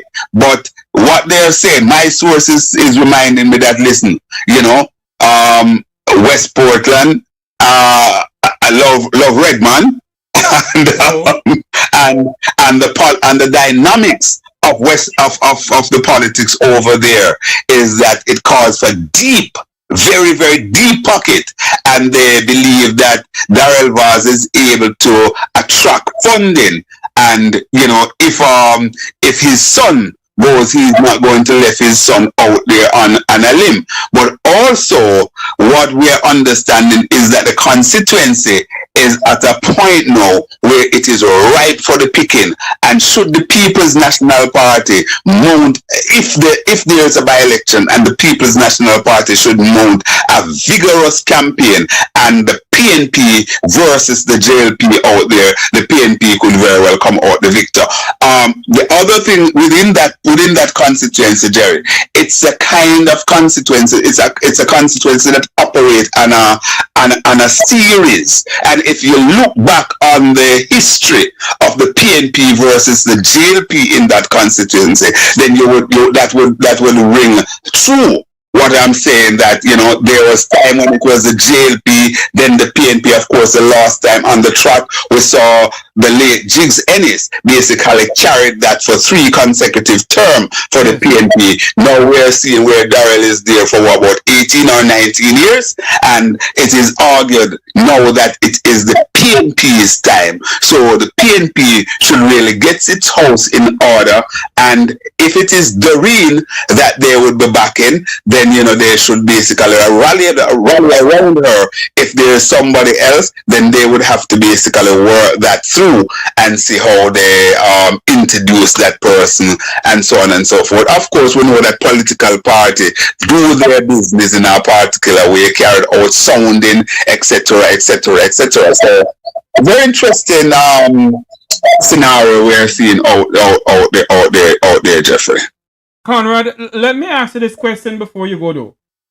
Is it is the political atmosphere in Jamaica now? I know my foster parents when they were in politics before they died, they always said to Mr. Jeff, and the late Russell Hammonds always said to Mr. Jeff, if you win an election, you don't stop campaigning. You continue campaigning. Is it that Marlon Mount is in a campaign frenzy right now? Indeed, and that is why I'm saying, Jeffrey, that the PNP has to basically read the tea leaves. You can't be dormant and say, listen, we're going to do this. We're going to do this a year or so before election. Granted, election day activity is very, very important, how you basically execute. But you have to deal with the body politic, the deep body politic on an ongoing basis. Enumeration, transfer of votes, all of those things, pressing flesh, continue to be there. And the PNP in opposition, when you're in opposition, Jeffrey, you're in a better position to touch base with your people, because people understand that you're in opposition. You don't really have the largest of the state power to basically, say, boy, if a person call on you to fix this right now, you can do it because you're in opposition. People are not stupid. And people know that, listen, member of parliament have to go cap in hands to beg minister for help. And this JLP government is not as lenient as previous PNP. Take, for example, and I'll share one example with you. And persons can take me on for this. When Portia Simpson Miller was Prime Minister, Omar Davis was Minister of Finance. Yes.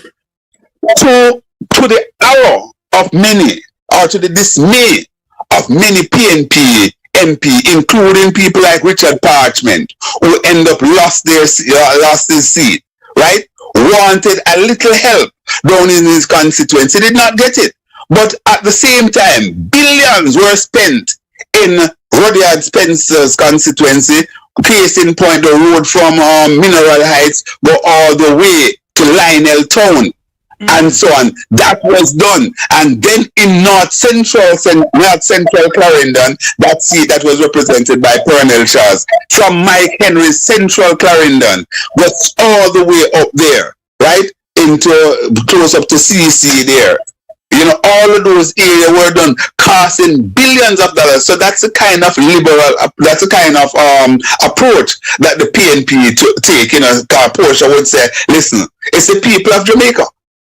No, this government led by Andrew Michael Holness is not like that. And that is why we are seeing the people down there in Western Jamaica literally sucking salt through a wooden spoon after Hurricane Melissa. They have been left out in the cold, Jeffrey, almost 6 months after.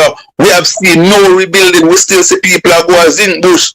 Go pick up zinc. But my question though, Conrad O'Brien, and my question though, Mr. O'Brien, because I said it to Senator Brown a while ago. He was on my program a while ago. Yes. The senior Jamaican diplomat here in South Florida was seen on a Caribbean newspaper handing over a $400,000 check to Olivia Babsy Grange. That's 60 million Jamaican dollars. We hear nothing about it. Well, Jeffrey, the people of Jamaica have to make up their mind, and I think His Majesty loyal opposition basically have to start ball out little more. Andre have a favorite clip on its program. Ball out! You want to hear it? Hold on, I'm going to hear it because I have it too, I want you to hear it too. Because what is going on in this country is nonsense. Whoa, yo. We need help, Jesus. Jamaica need help. Shift the ball out. Whoa, yo. His Mark Stewart. So, Conrad, Yeah. is it that we must not ask questions about this money? And my question tonight, hold on for me, Conrad. My question tonight to the Jamaican diaspora who is flying down to Jamaica to some Jamaican diaspora conference, are they gonna ask the question, what happened to the money? As a matter of fact, I want to say good night to Wilfred Rattigan, who is coming on tomorrow night. Well, actually Wednesday night, to ask questions about this. 400,000 US dollars, 62 million Jamaican dollars. Is any member of the Jamaican diaspora gonna ask the pertinent question when they're going to Jamaica about this money? They should. They should. Our good friend Dr. Donkey Karen. Yes. You know, I think she will raise her voice on this as well. Don't know if she'll be a part of that group in that coming down. I don't think one would expect her. I don't think Dr. Duncan have no time to waste with this damn stupidness. All right. So you know, and let me hear Ratty and others who are tuned in. You see, Jeffrey, we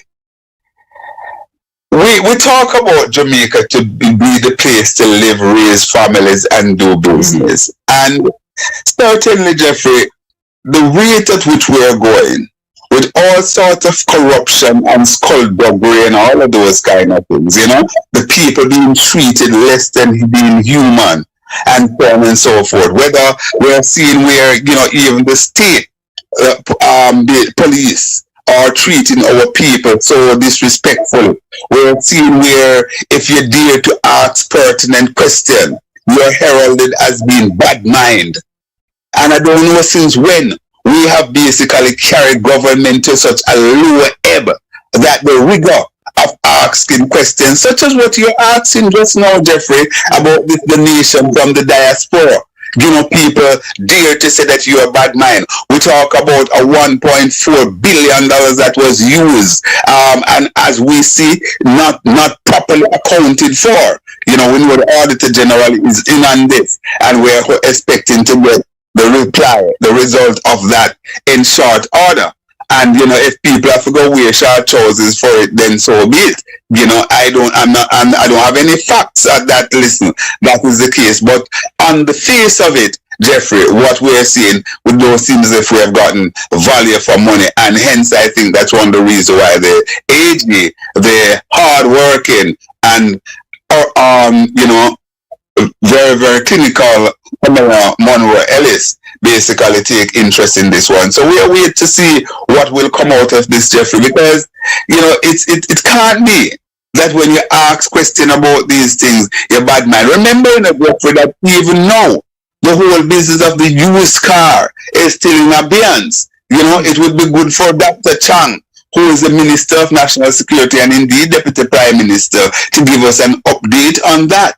Well, you know? Conrad, so when it comes down to the used cars, you know, they're still at the wharf in Kingston. They park up there from Wappy fill up. They're still there. Oh yes, they're still there. They must get super old, you know. Well, who knows? But Conrad, it cannot be that in 2026 Jamaica, as I normally love to use this word, in which modern democracy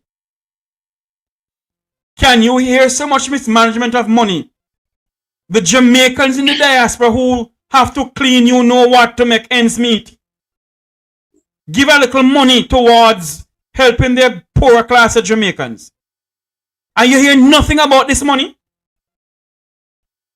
And the Jamaicans in the diaspora, all them want is to get out of old dead donkey. They can't ask about it. Well, my friend, let's see what will happen with this one, because there are billions and billions of dollars that roll into the coffer of Jamaica since Hurricane Melissa, and our people are still languishing in poverty. We still have a lot of people in classroom. Of course, we heard from the president of the Jamaica Teachers Association, JT, Mr. Mark Malava, or President Mark Malava. You know, he has been raising beacons, raising cane, saying that, listen, the government should do better and find a way of housing those people who are in especially primary school, because it is hindrance to the teaching and learning process that the schools are made for, you know. And Desmond McKenzie jumped down his throat to say, listen, he has no jurisdiction, almost accusing him of having no jurisdiction to speak the way he has. But certainly it is a burden shame, Jeffrey, that 6 months after we still have people that is in shelter across Jamaica. The government should have moved post haste to ensure that they house those people, even if those people were squatting on land, as they like to say. They should find a way to basically regularize those people or to resettle them and have them rehoused by now, Jeffrey. You know, Conrad, when I said this on my platform, and I'm pretty much sure you can agree with me. The Jamaica Labour Party have a young lady named Munchie on TikTok. I heard she said something there, and I said, what a damn nonsense this woman talking about. When I said that the Jamaican government, whether the PNP or the JLP, when they form government, and any natural disaster, it is the duty of the government to provide housing for its people. Am I wrong or am I right, Conrad? You're absolutely correct. That is the done thing, not just in Jamaica, but across the world. I tell you now, we have some nincompoop. Let's remind Amunchi. Let's remind Amunchi, whoever she is, right? Let's remind her that whatever money is spent by Andrew Holness and the government of Jamaica, it is not theirs. They are mere custodians of our money. So they're not doing us any favor. Yeah, you have to be careful how you pronounce your word custodians, you know, because they don't understand the word custodian. If it's said in a different language, because they are so damn stupid and fool. You said to them, it is the duty of the heir in which constitution it is in. Show me the constitution. And you have some nincompoop and TikTok taking her out. Say, yes, it's true, Munchie. I want to check what a lie. And the government for power enough housing. And I'm like, what the hell is going on in this country? No, you see, Munchie head lick. Munchie. Let me tell you something, Jeffrey. What happened, you see? While we heal the social media space, and indeed we are happy for it because certainly it gives voice to many, and we want a plurality of voices out there. However, Jeffrey, what it does, it gives everybody a large, amplified microphone called a telephone, you know, and as a result of that, everybody is a quote unquote journalist, broadcasters, and so on, and they need to do no level of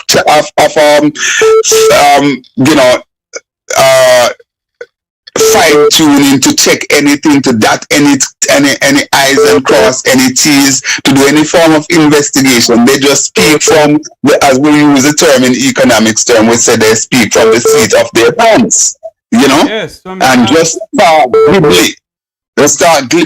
Because how could somebody, and this is something that is quite simple, you know, Jeffrey, that the young lady you spoke of, it is clear she can basically educate herself. She can even call somebody in the party that she's blogging for to ask them the question.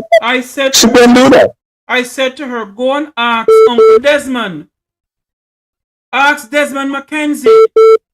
I even refer her to somebody who she know that I know. And I know she haven't done it. She's been chatting nonsense. Especially those people, the people who are most vulnerable, because and just to use an example, that is why we talk about things like even indigent homes and so on. So it's a part of that continuum, because if you have your people who are being decimated then it is the government, whoever, whether it is the PNP or the JLP from the government. Because remember, you know, we see things now that Andrew said they're going to do. You check when PJ was Prime Minister, disaster happened. When Portia was Prime Minister, disasters happened. When Eddie was Prime Minister, disaster happened. And they had to step up to the plate. Exactly. Exactly. They had to step up to the plate. As a matter of fact, Andrew has been derelict in his duty in stepping up to the place. He has been the most lackluster. He has been the most tardy in approaching and basically reaching out to the people, almost as if he doesn't care. Conrad O'Brien, your final word yes, to the people, man, because tomorrow you're going to have an exciting program coming on tomorrow. Talk to us about that. Yes, I can let you go.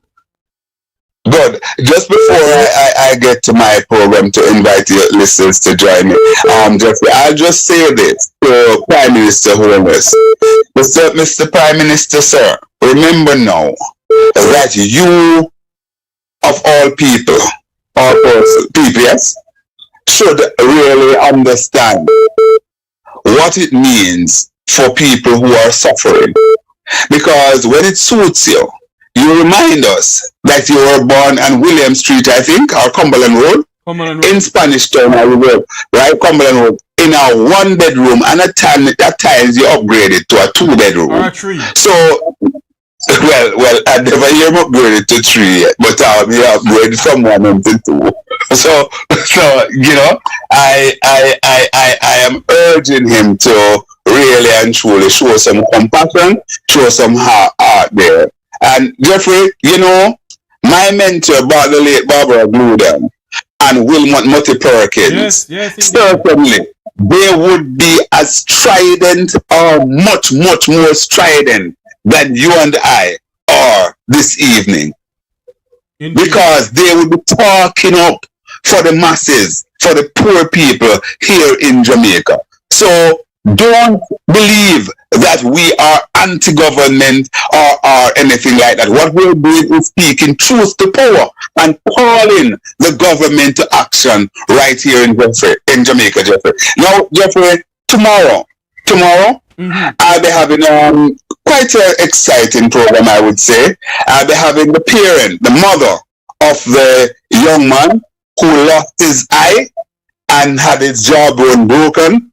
And I think his nose has also been fractured. By the way, student of the whole. Did Marlon Morgan pick you up on that one and help you? Yes, he did. He did came and gave a report. He said he spoke to, and he indeed corroborated what I said. He confirmed what I said, that it happened. And what happened, it's a faulty piece of equipment at the school, which is certainly a dereliction of duty on the part of the school to have their student using such equipment. That equipment, I don't know the technical word to describe it, but what I can say is that a part of it basically dislodged and hit the young man. He now sporting one eye, lost one of his eye completely, and his nose, as I say, have been fractured, and I gather that he had a broken jaw. His mother will be talking to me at 9:35 tomorrow. We'll be carrying that. I think that's an exclusive that I'm getting.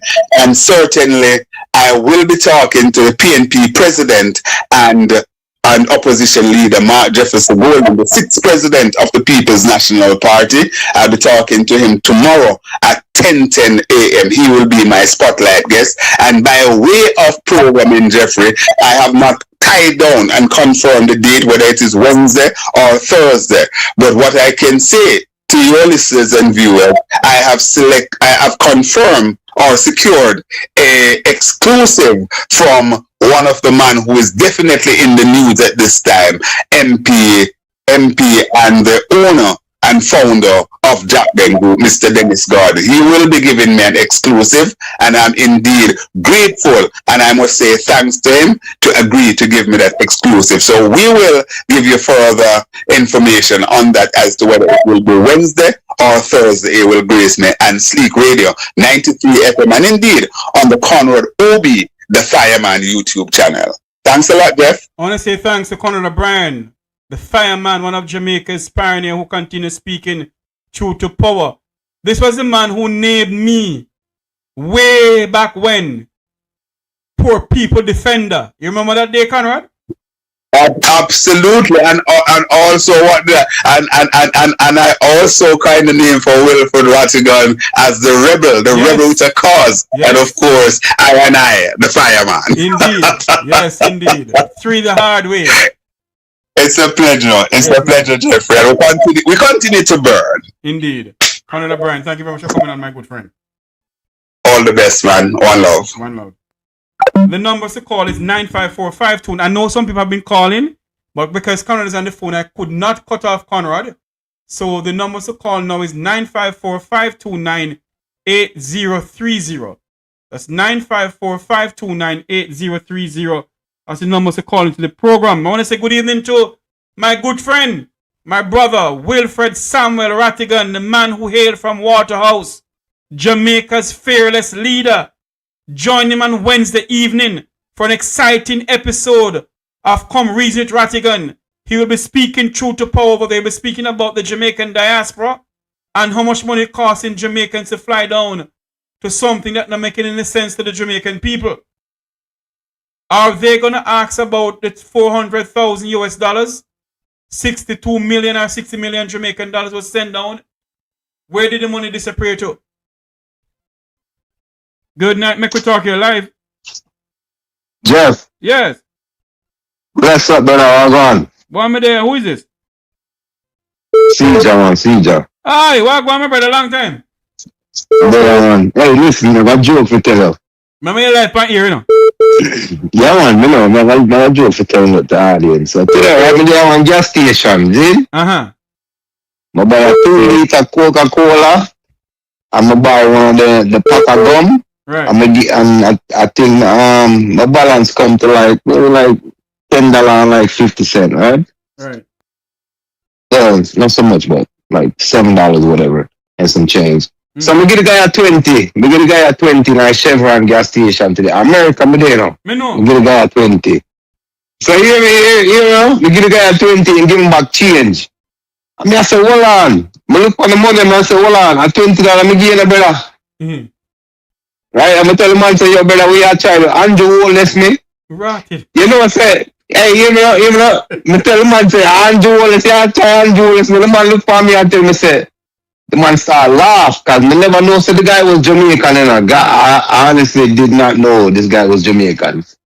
The man start laughing, man said, no, sir, and him pop the register and give him a change. Right. Him say, never really realized, but him say, yo, if Andrew Wallace, you would never get nothing back. Remember me tell you that. Oh my God. He said, me laugh in the week, brother. And me I say, yo, and I'm going on my car and I say, yo, this man corruption really reach a foreign, the people that are foreign, even Jamaicans that are foreign really know that this man is a thief, you know. Yep. Them really know this, you know. Oh yeah. But it's alright, Jeffrey. That's all I want to tell you. I just thought that was funny, bro. Yeah, man. Alright, bless up. Alright, man. Thanks much. Alright. Bye-bye. 954-529-8030. 954-529-8030 is also a WhatsApp number. 954-529-8030. Jamaica Fearless Leader. 954-529-8030. Good evening, Mek Wi Talk here live. Hey, Jeffrey, how on? Me there to look for you, my brother. You have about 2 minutes because I have a lot of calls coming in. Go ahead. Yeah, man. I just want to brush upon the Dennis Gordon situation, right? Quick and fast, right? Everybody talk about Dennis Gordon. When do, when I back him in slackness, I have to pay the price, right? But me not hear of a person who give him the exemption that that person me really want to hear about. Well, that's the University of the West Indies Hospital. So yeah, but then if you didn't find a person, what the Parliament of Jamaica need to do is to summon the former CEO back to Jamaica. Alright, we'll give you an example just a quick and fast, right? Then normally bring in news car in Jamaica, right? And they bring them under the taxi association. So them give a couple dealerships some license to bring in the 2011 bus a couple of years ago, right? Mm-hmm. Somebody told me about, a person who have the license. I, Jeffrey, went because I want one of, it was nothing wrong. They had the license to import them. Mm-hmm. So I went to the person, he said, okay, give him $100 and something $1,000 for the license. So they get him the license and they sell it back. You understand? What? So, no, all right, the government gave like something. And they selling back the license? Remember, the government gave them the license, right? Mm-hmm. So they could bring in some taxis like vaxes and stuff for like the taxi association service, right? Right. People who run taxi, right? But somebody give me a link and said, you know what? This person can bring it in because they have the license for it. I think the government give like a couple of the big guys, and maybe like say 100 of them for the year. So I went to the person and I pay for the license. I ship in my vehicle through the same dealership, and I get it in Jamaica. So I am wrong for that. No. You understand what I'm saying? So who say you're wrong for that? No, I'm just saying. So with Dennis Gordon, no, if they give him the exemption up there, they up there should be held accountable as well. Just the same as him if he know about it. Listen to me. The University of West Indies Hospital is in problem, in serious problem. And what I say publicly, and I will not apologize about it. The former CEO and the board of directors for the University of West Indies need to go before the Parliament of Jamaica. Yeah. And where the buck stop and who to be charged must be charged. Yeah. And that's so true. And the only next point make me try run because if people want to call. As I said, the PMP needs some more backbone, them need to target like seats and stuff. So they can target those seats in for the next general election. It can't be just, it's comrade. I tired of hearing them saying comrade and shower. They should say Jamaica, tap with this comrade talk, Jeffrey. Say Jamaica if you need better, this is the way to go. Don't say comrade if you need. No. So Jamaica. They not gonna say nothing better, my friend. And then banana comrade till they die comrade and live right. That's what they think. No, say alright, my boss. Alright, my friend. Alright then. Thanks much. Cool. 954. Hello, good night, Mek Wi Talk here live. Hey, Jeffrey, good night, man. Good night, my friend. How you doing? Yeah, I'm not too bad, and there I go and tune into the program as usual. Alright, now my little piece, Jeffrey, is it's all good and thing for you guys go and burn the fire, you and Conrad O'Brien and Rattigan and everybody. But the thing is, where is the opposition? I mean, where's the opposition? You're kind of talking about them. Yeah, I share the sentiments. But what I'm saying, I'm just saying that to say this. The opposition need to be more vocal, Jeffrey. I believe that, I believe that the opposition need to be more vocal, of course. Far more vocal. And my take on all of it, the PNP is a party wherein but they don't realize that Andrew Holness is using a Michael Manley charisma on them, Yeah, I heard a few days ago, I heard him saying the same thing, and I agree with it totally. Yes, my friend. And after the election, when the PNP doubled their seat count, I expected a more vocal, a more vibrant, I expect them to be more out there. Yes. If Jeffrey, if Andrew Wallace was in opposition, and the PNP was in government, if it was the other way around, you think Andrew would be as quiet as the PNP is? No, he would not. No, definitely not. He would not. So the PNP need to wake up, my friend. The PNP need to wake up. The PNP is very, very, very weak when it comes on to communication. Very weak when it comes on to communication. I hear you talking about it a few days ago, and it is so true. All right, my friend. Thanks for calling in. Yeah, man. Bless up yourself. Thank you. The numbers are 954-529-8030. That's 954-529-8030. We need some more likes. Like up the live feed. Like up the live feed. Good night, Mek Wi Talk. You're live. Hey, Jeffrey, what's up? Hey, what's going on, Byron? Everything is good? Yeah, man. Good, man. You're live on air. Yeah, man. I'm here listening to your program. First, I must say, excellent program tonight, you know? Thank you. I really appreciate it. But let me say this, Jeffrey. Go ahead. And I want to put context right into the entire discussion in terms of, you know, the knowledge of the political process. Yes. Time and time again, we hear people keep on asking, you know, what about the opposition? Mm-hmm. What the opposition is going to do? And all of that. And then you know what that tells me, Jeffrey? Mm-hmm. That tells me the high level of ignorance as it relates to people lacking civics. Why am I saying that? Now, let us put things in context here. In terms of all the corruption that present in the Jamaica Labour Party and quite apparent for everyone to see, the onus, right, bear on the burden of one, the DPP, two, the Commissioner of Police. Why am I saying this? If you have true sense of democracy, and the DPP and the Commissioner of Police and the investigating arms of Jamaica serious that they are going to do their job. It is not like we need more laws or we need new laws. The problem that Jamaica having right now as we speak, Jeffrey, is enforcement. Enforcement. Mm-hmm.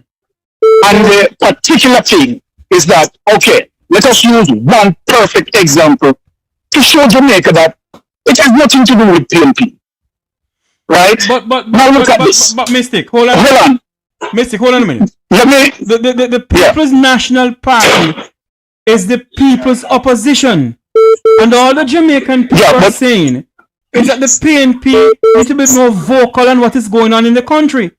The Jamaica Labour Party have a Marlon Morgan going out there, chatting all sorts of things. The PNP has nobody going out there to talk to Marlon Morgan. That's all the people are saying. Hold on, Jeffrey. Allow me to let me conclude my point and then you can make a reference. Sorry. But allow me to conclude my point. Go ahead, sorry. I'm going to give you a particular key example. When we look at a Patrick Bailey, who had committed such an atrocious offense. Yes. The People's National Party brought it to Parliament and they spoke on it. Yes. The People's National Party from time to time bring it up and said it is a gross injustice. Now, let me ask you, Jeffrey. Mm-hmm. Within the People's National Party duty is to go there and investigate and arrest Patrick Bailey. No. Whose duty it is? I don't think that's what the people are saying. No, it is not that. No. Hello? Okay, all right. No. Both of us can't talk one time. If you're going to talk, I'm going to listen to you. If I'm going to speak, then, you know. So I thought you were saying something, so I was just allowing you. You understand, to ventilate. No, what I was saying to you, that I don't think the Jamaican public is saying that the People's National Party must go out there and investigate anyone. I don't think that's what they're saying. I think what the people are saying that the PNP needs to get up in a sense and to be more vocal for them to gain back state power in this country, Mystic. The People's National Party must go out there and be like a bully towards the Jamaica Labour Party. Jeffrey. Yes. Hold on there for me, Mr. You have Conrad O'Brien and I want to say something to you. May I just come in and say something? Let me hear my brother and friend Mystic. Hi Mystic, how you doing? Byron. Blessings, Conrad O'Brien. Bless up yourself. Yeah, let me just say something quickly. Mystic, I understand the sophistry and I understand what you're saying. And indeed, I'm describing what you're saying as sophistry. The truth of the matter is that what the people are saying, including myself, is that you need a more vocal opposition. Granted, at the end of the day, when the PNP put the things out there, they cannot go out there and do they can do investigation, but they can't go and charge anybody. It is the government arms, respective government arms, i.e. the IC will do the investigation. The charges would come from MOCA, etc., and so on. The DPP can rule on certain things and all of those sort of things. What the people are saying is that indeed the opposition need to be much more strident. That is what they're saying. They're not talking about the opposition being out there, being police and go arrest Andrew Holness and things like that. That's nonsense. Nobody not stupid. So that's not the conversation. The conversation is about the People's National Party, His Majesty loyal opposition being more strident. Take, for example, the Central Kingston matter with that Rosie has brought to light. Have we heard, are you satisfied? Sorry, let me just finish and then you come in. Have you satisfied that the PNP is as strident as they could on this matter?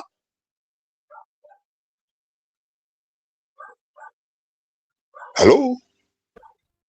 Right. As so you defining the PNP being strident.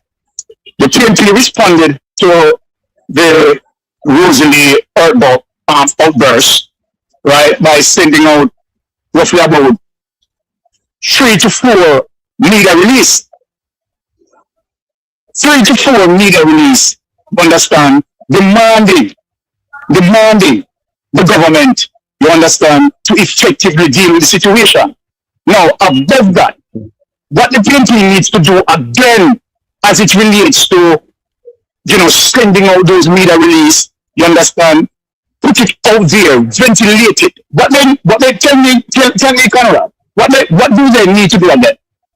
All right, let me explain this here. Let me say this here, and as somebody who's a practitioner in the media, press releases, you see, it's an editorial call as to how much reverberation or how much play that gets. Therefore, a press release could be thrown in file 13, or you just get a brief mention. There are other things that the PNP can do, i.e., a program such as even this, that you have an other mainstream media. Once they call in, don't have to be booked as any guest. Once they call in and they say, listen, we are taking on this matter, they will be given pride of place. They will be identified. This is such and such of the People's National Party and treated with that level of respect. Also, the PNP has to find a way to get its communication out there, front and center, in front of the people. The PNP also have to understand there is another layer, which is public agitation, not about going out there and burning streets and so on, but there's nothing that government is afraid of than warm bodies lying in the roadway with placards out there. If that is what it takes to get the attention of the people, the government, they must do it. So I'm not going to. Let me answer a question. Yes. Do you have a potential interview with the party president? Yes, I do. Okay.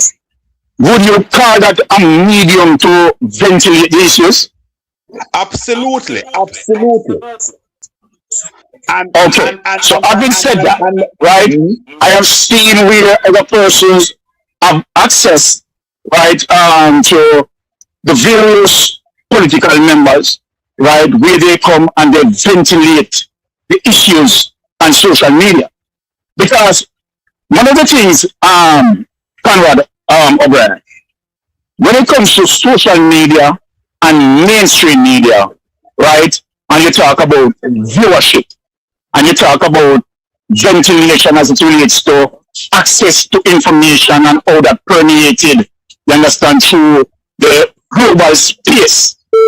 When a man Jefferson Golden speak, right, on a social media, right, it's far more reaching than a man Golden, you understand, do community this or community that. Because guess what? People both inside of Jamaica, domestically speaking, and internationally speaking in the diaspora, right, is there accessing the information. So those are mediums that the PNP have already been utilized to ventilate issues. Hold on a minute there.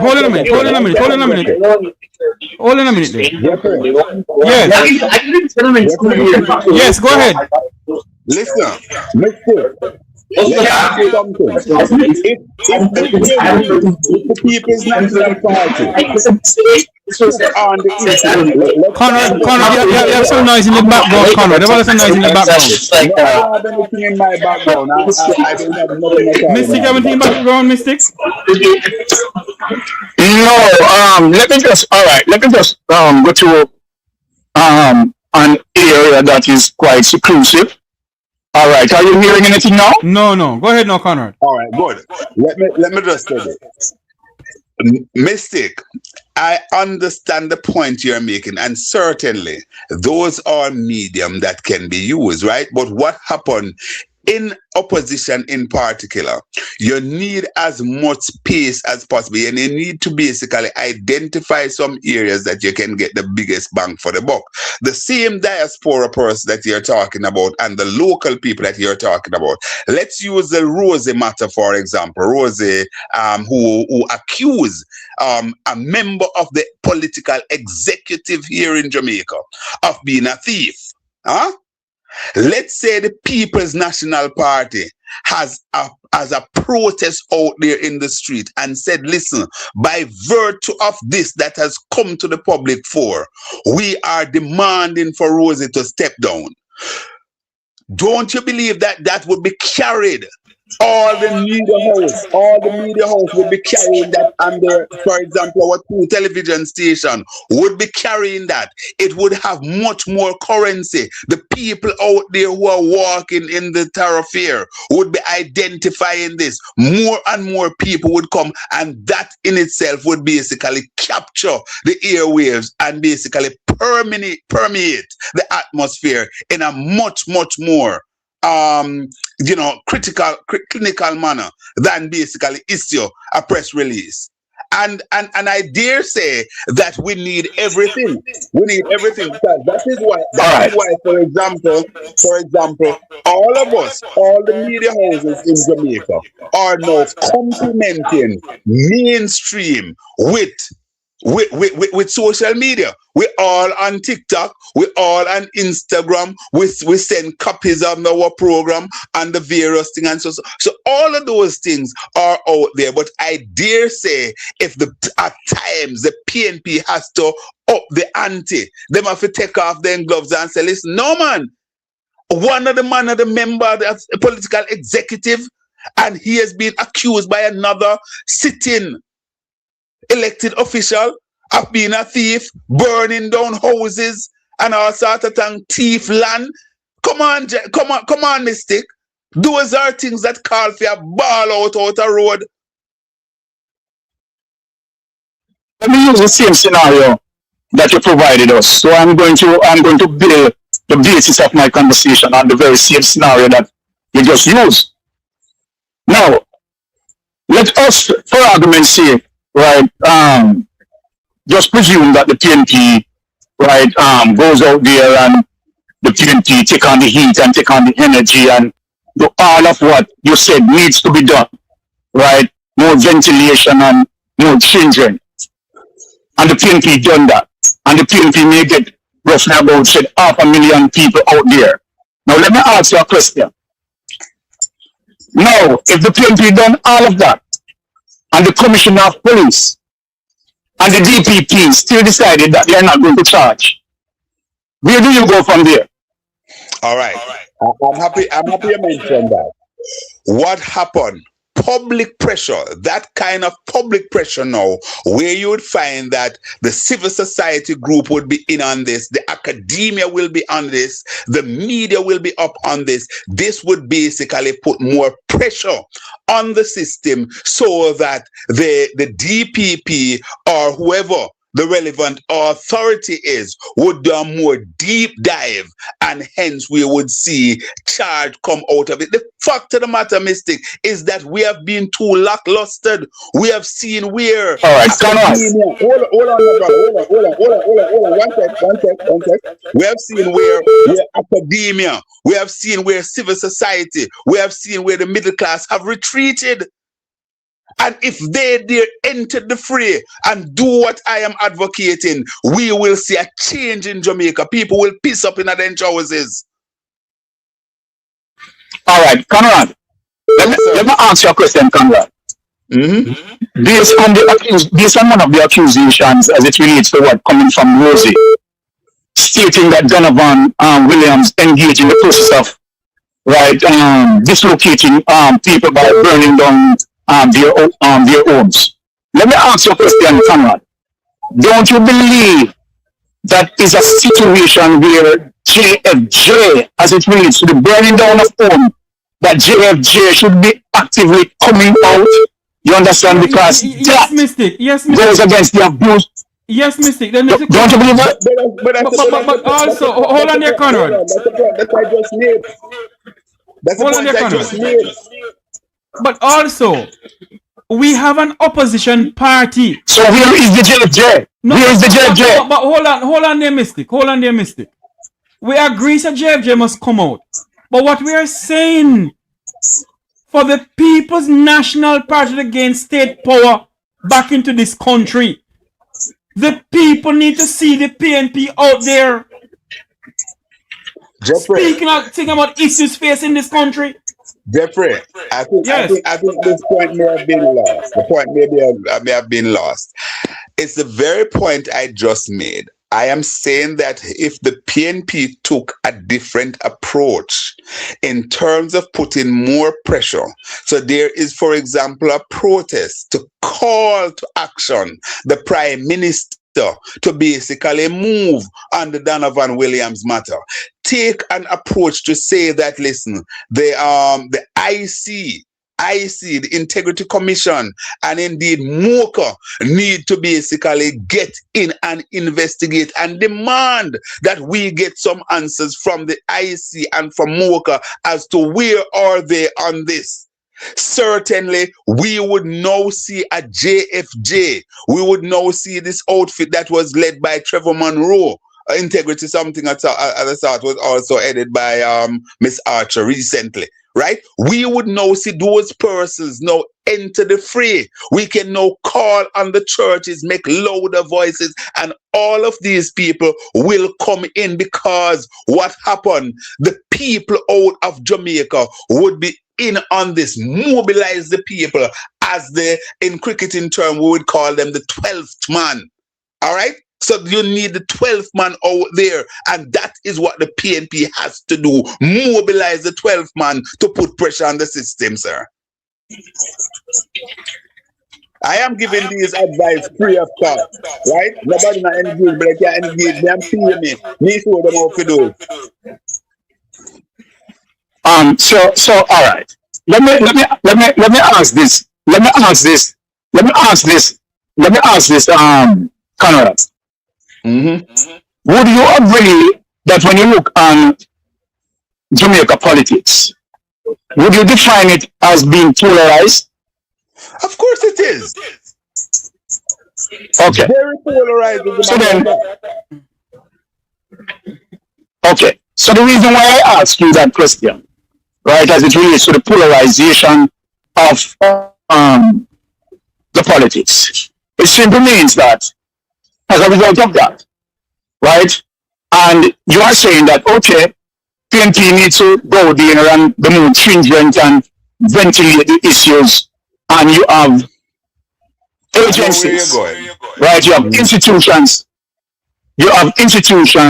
who definitely is with the government, regardless of what the government does. They don't see the wrong that the government is doing. And so then when the PNP go out there and ventilate these institutions that you have just brought up on O'Brien, right, don't care heck. The JFJ will not join the PNP in such. PSOJ will not join in that effort. Umbrella group of churches will not join in that effort. And so then what needs to be done? Let me ask you. I have seen, you see, things that the PNP basically push hard on. And even though Mitri Siaga and the PSOJ reluctantly come to the fray, but they had to turn up and say, listen, no, this is too egregious.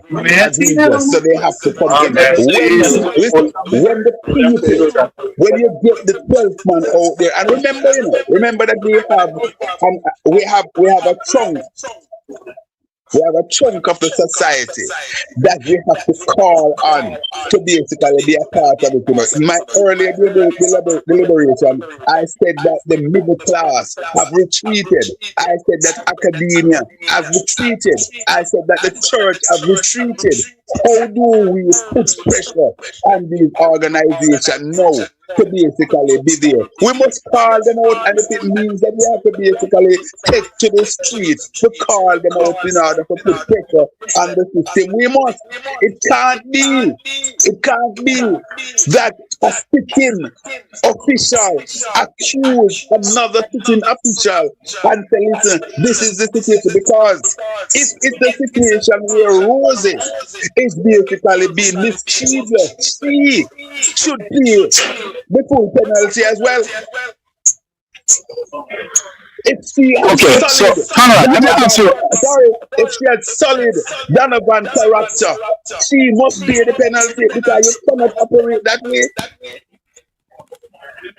Let me ask you one more question, Conrad. Let me ask you one more question. I'm asking you and Jeffrey one more question. The Prime Minister's statutory declaration has not been certified, right, going 4 years. Yeah.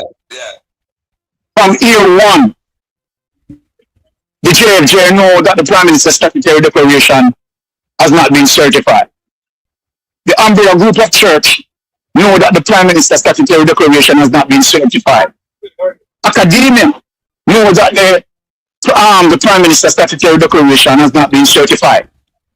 The DPP know that the Prime Minister's statutory declaration has not been certified. All the concerned and relevant bodies who are supposed to make an outline to make a day, know that the Prime Minister's statutory declaration has not been certified going 4 years. Then what do they do, Jeffrey? Mistake. What do they do? Mistake. All those names you call, are they sitting in the Parliament of Jamaica? What? All the names that you just called, are they sitting in the Parliament of Jamaica? Why you ask that question? Because the PNP is the opposition party. Yeah, and they hold on, gentlemen. They need to lead the charge. Hold on, man. The PNP sit down there in the Parliament of Jamaica with the Prime Minister, and you don't hear to bring it up again. The People's National Party want vex me, I really don't care. They need to lead the charge. It was Andrew Holness in power. It was Andrew was in opposition. Andrew should have laid that demonstration from Negril Point to Morant Point long time. Andrew Holness is using Michael Manley's tactics, Michael Manley charisma back on the PNP. Jeffrey, I hear that. So hold on. I don't even want. Hold on, Jeffrey. I don't want you to know. Hold on. Michael Mann, they did never use any form of conmanism for nobody and thing. Michael Mann, there was a most genuine soul, and basically put the people saying betraying class. To basically side with poor people at Jamaica to make we be somebody. So I don't even agree with that kind of connotation the way I use. You understand what I'm saying, man? Jeffrey's talking and Andrew Wallace is using Michael Manley charisma. Using Michael Manley charisma to do what? Nonsense. Now, Michael, let me say this. Walking for Michael, please. Let me say this, O'Brien. Right? I am identifying all the issues. Just to say one thing, and just to provide context. The fact of the matter is the criminal justice system was doing what the criminal justice system made to do. You and I and Jeffrey wouldn't be having this conversation. You wouldn't. All right, let me respond. And so then, let me respond to that. And so then, while we look, and we are talking that the PNP, right, is the opposition, and the PNP needs to oppose. Yes, the PNP is opposing. You understand? If you look and you see where the PNP asking the relevant questions as it relates to the PAC, right? Asking the relevant questions as it relates to PAAC, right? Asking the relevant questions in Parliament. Now you tell me now, as it relates to all the vulnerabilities and all the corruption, my friend, right? The fact of the matter, you and I wouldn't be having this conversation if the criminal justice system simply do what they need to do. Let me say this to you. All the point that you made are understood, right? And I understand what you're talking about, that listen, these bodies and so on, they knew that Andres anywhere in the world, Jamaica is not different from anywhere in the world. Anywhere in the world where you find movement take place, even when you have those bodies, is the people out there on the street decide to go out there and move. That is what causes. You're in the United States. Recently we saw, why you think you think we see so much people on the street in the United States when they said no King Day? Huh? It's to drive home a point anywhere across the world, whether it is in England, whether it's across the UK, anywhere, right? It is the people who go out there, but and even at the expense of losing their lives, they are the one who go out there and put pressure on the system. But the fundamental problem we face in Jamaica, Conrad O'Brien and Mystic, I must call a spade a spade. The Jamaican people, all they think about is their party. They don't think about Jamaica. When Americans go out there, they don't go as Democrats and Republicans, they go as Americans. Jeffrey, yes, man. Now that you are talking, I will agree with Conrad O'Brien, and I will agree with you. Yes. In terms of people power. Yes, Mystic. Because and we are no Mystic. Let me send the link. Yes. Because I have a lot of calls coming in. Let me send the link. They can't come on because I have a lot of calls. Hold on. I hide and talk to you because I'm along with some auditors. Yeah, I know. So we can't go on live. But I have a lot of calls coming and the calls are going off because you're on the phone. I know one line I have. All right. I will just up another time we will ventilate this conversation. Yeah, man. No problem. Thanks for calling in. Blessings. Cool. Yeah. Okay. 954-529-8030. That's the number to call. You know something, Conrad? Oh, hold on here. Hello, good night, Mek Wi Talk. Good night, Mek Wi Talk, you're live. Hello, good night, Mek Wi Talk, you're live. Hello, good night. Turn on the TV in the background, ma'am.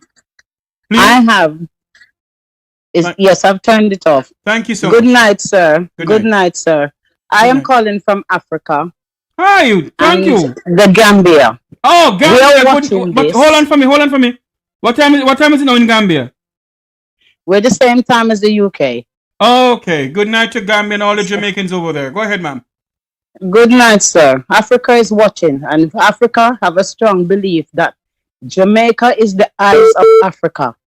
We are here and we are watching what is going on in Jamaica, and a lot of African people has converted to PNP. Now, I love Mystic, but what you are saying and the other gentleman is saying, it is true. I love the PNP because I got to love the PNP, but sometimes I have to say to myself that they're getting on my nerves now because they're too quiet. So they need to get some, they need to go out there. I agree with you. Africa agree with you totally. They need to call them out, because if it was Andrew Holness, he would have been using everything to call everybody out. They must give as good as the JLP gives them. Look at this, Miss Africa. In which modern democracy can a man take $1.4 billion of taxpayers' money, okay, and go buy some ordinary school buses in America? And we're watching in Africa. We want to know what happened to the school bus, and we know that the school bus was a off track for him to buy the house that he used the rest of the money to buy and sell it within 4 days, which is illegal. We are watching from Africa, them for no Andrew for step down. Mr. Honest, Andrew Honest to come down, because I don't even like cause Miss Honorable, because there's no honorableness in him. He always going back to Michael Manley and talking about Michael Manley in years and the days and the year and everything. So why can't PNP talk about it? And as a matter of fact, the PNP need to get some backbone now and start going there and start calling them out. And just like how they can talk about you're jealous and shut up your mouth, and Marlon Morgan with himself sitting down there when everybody talking, the PNP is just so disrespectful. He's very disrespectful. He has no manners, and he continues talking and talking and talking when people are having, when the PNP is giving their side. He needs to have a bit more manners and show a bit more respect.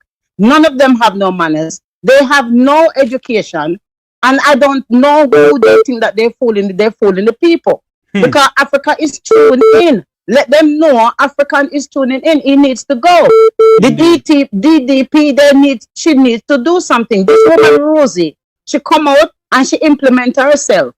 She implement everything. Why isn't it, we see as PNP is doing something to say, well, reporting on it. But at the end of the day, the people need to come out, and you are 100% right. They need to stand up and get some hope. The PNP's got too much decorum. I'll tell you something, The Jamaican people only believe in one thing, ma'am. And you already hear them talk this damn nonsense. May I die hearted, come till the day me dead, and jail till the day me dead. When will the people of Jamaica stand up for this piece of rock? This piece of rock is bleeding from within. When will they stand up and speak about Jamaica? Huh? You think Americans say them are die-hearted Republicans or Democrats? Hell no. We don't know what's happening to just what we say. Again, hear me, Jeffrey. Africa says Jamaica is the eyes of Africa. So if they performing like that and getting on like that, look how Jamaica fight for Africa and these things, the freedom of Africa. Africa relies on Jamaica. But when Africa is seeing these things, what are we supposed to do and talk about how we're supposed to take this 54 countries? Indeed. All right, Miss Africa. Thanks for calling. Now, next call coming in my So thank you very much. And PNP, step it up now, man. You know, step it up, man. Yes. They get bored out, no too. All right, my dear. Thanks for calling in. Thank you, sir. Thank you. There has been a call coming into this program for the night, This person has been calling. What is the person number again? 954-529-8030 is the number to call. There was a person calling in a while ago. Call back for me now, please, because I can't find your number. 954-529-8030. That's the number to call into the program. 954-529-8030. Okay, I think this is the number. I'm going to call back the person. Hello, Jeffrey. Yes, sir. Call back the program now. All right. 954-529-8030. That's the numbers to call into the program. 954-529-8030. We have an extended program tonight. It's now 9:41. Good night, Mek Wi Talk. You're live. Jeffrey, how are you? I'm looking and living, my friend. Good. The first time I ever talked to you, a friend of mine, a lawyer friend in Jamaica, told me about you. Yes?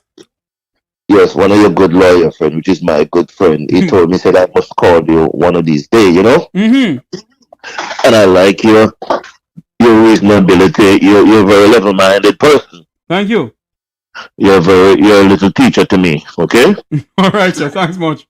Morgan, I didn't go. The only school I went to is elementary school, okay? Mm-hmm. Morgan, in his general pronouncement of his current affairs, what he comes across people, right? Mm-hmm. And I use the word generalization. He couldn't teach me, he couldn't educate me, because what Morgan is talking is what I called nonsensical argument. Mm-hmm. So I would say to Morgan, if you're getting paid to do what you're doing, then I can understand, but don't come with nonsensical conversation, okay? We must now educate the people about facts. Indeed. Not fiction. And both political party in Jamaica make their mistakes. And the fact of the matter, we need to correct it, okay? Mm-hmm.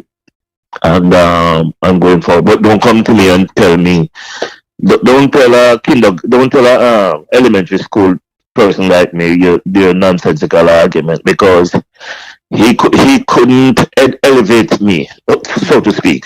Okay? Mm-hmm. So I would say that to him. Now, Dennis Gordon, right? Yes. He paid back the money. So if he paid back the money, what he admit to what? To the breaches? I don't think he admitted the breaches. I think he just paid back the well, let me not say, because I am not really aware. I'm not really abreast with the situation, you know. Mm-hmm. I hear something that I'm asking questions. I know he had paid back $10 million. The only the person who we can listen to on Wednesday night about this is Wilfred Rattigan. Will has a whole depth about it. Okay. So what Mark Golden did is basic standard, because I work in the United States, mm-hmm. and if I behave in a unprofessional way, they would either remove me or suspended me. Okay? So what Mark Golden did, that's a plus out of going forward in a new building, a new Jamaica, right? Indeed. But Andrew Holness is not that character, is not that kind of person. He doesn't believe in that. Mm-hmm. Okay? Because if you looked at the allegation that make against Williams. Yes, Donovan Williams. Donovan in Central Kingston. So if you notice, everything is being silent. So what is happening, I would call lawyers are probably talking in a closed door vacuum, mm-hmm. along with the party, so you don't hear anything gunfire about it, okay? But you know something to caller? Mm-hmm. If nothing did not go so, mm-hmm. you don't think Donovan would have filed a defamation lawsuit against Rosie already? He cannot file a defamation law. He cannot file it, because the reason why he cannot file it, Rosie know her facts. In other words, Rosie have dirt on him then? Rosie has dirt on him, and it will be exposed. You can call me JR, right? Okay, JR. I have people within the Jamaica Labour Party in Jamaica. Mm-hmm.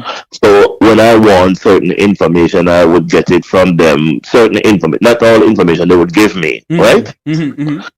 Because they know my political views, right? Mm-hmm. And where I stand. So if you notice, the Prime Minister not saying anything about it, nobody not from the Jamaica Labour Party not saying anything about it, because this is heavy stuff. And if they threaten Rosie, If they threaten her, then she just go to the U.S. Embassy. Then she just go to the United States people. And then she can go. Are you there? I'm hearing you loud and clear, so talk a couple of things. Go ahead. If they threaten her, she'll go to Canada, she'll go to England, and then they will give her some status. Yes, immunity. And then immunity. And then the whole government will... It is, let me tell you something. If you understand the tea, it is very nasty. You know? So you're not hearing what is happening. As I said, lawyers is trying to mitigate the facts. Let me say this to you, sir. Let me say this to you. I don't know if your lawyer friend and my lawyer friend was watching my program sometime month before last one Monday morning. I was at home and I went on the program. Didn't intend to talk about what I went there to talk about. But the program lead a different way. God lead the program a different way. And I said, Father God, there's too much corruption in this country. I'm asking you to shake the Parliament of Jamaica. And sir, the Tuesday morning I got up, I saw a message from one of Jamaica's former senior diplomat. And I called her name. Said, Jeffrey, an earthquake shook Jamaica. When I went on the news thing and I saw it, I said, Jesus have his mercy. If the Jamaican people, sir, the long and short of it, if the Jamaican people can't get justice from the justice system, then God is going to step in. And what I really want is make them go threaten Rosie. Make Rosie just go to everything. What I want. Listen, man, I am a man, you know, I do current affairs. I study current affairs. And I dare them. I beg them to threaten her to come with any assassination, anything what they want to come with to Rosie. It is going to spell disaster. I have a contractor, a Jamaica Labour Party contractor friend in Western Jamaica. And he called. When I'm down there, I go to his house. You know, he's one of the first house I go to when I was still living in Jamaica and see flat screen TV. That's the first time I saw it. And I go to his house, and he and I and my comrade friend, them are good friends. So we go to his house. So he called one of my friends the other day and say, "Hey, you want some contract?" So yeah. But my friend said, no, I don't want any contract, you know, because my friend is better. So if people don't know the corruption that took place, what's going on in Jamaica, they have a next guest coming. So if we go back to Rosie, what Rosie is saying, it is absolutely true. It is absolutely true what Rosie is saying. But Donovan dare not... His lawyer is telling him, shut your mouth. Let's talk. If you notice, Rosie lawyer said to them in some interview, so look, don't intimidate my clients, and my clients is not retracting any statement. Why did Rosie lawyer said Rosie is not retracting any statement? Because look, Rosie have dirt on them. Rosie has, so let us talk in layman terms. Rosie has dirt on them, so that is why. And so what the political directorate is now doing now is now going to Rosie and say, look here, take this thing out of the public domain. Let's go in closed door. Let's work out something, right? You remember Mike Henry seat when they put Donovan brother down there, and the people said they didn't want him. You know how the people accepted him. You remember the council that Mike Henry was putting forward. Yes. And the council said, Ben, he wants to go. What happened? They went into a closed door session, right? And worked out the logistics, right?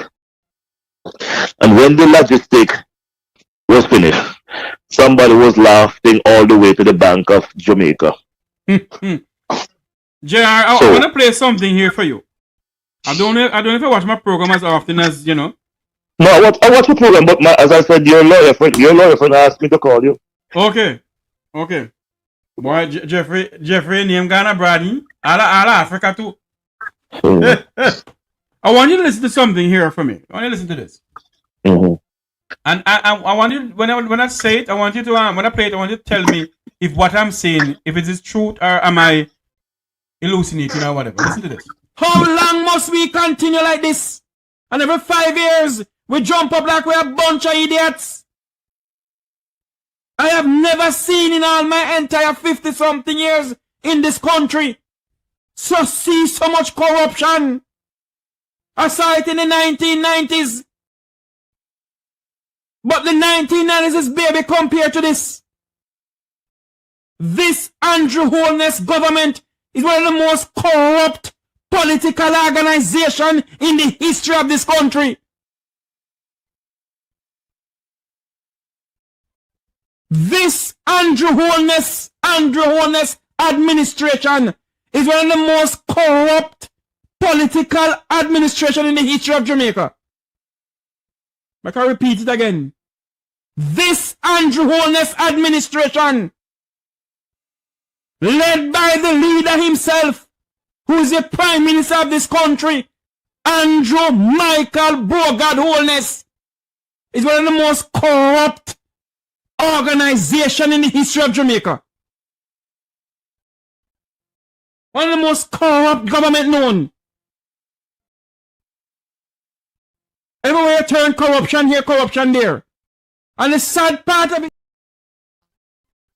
I want you to tell me something here.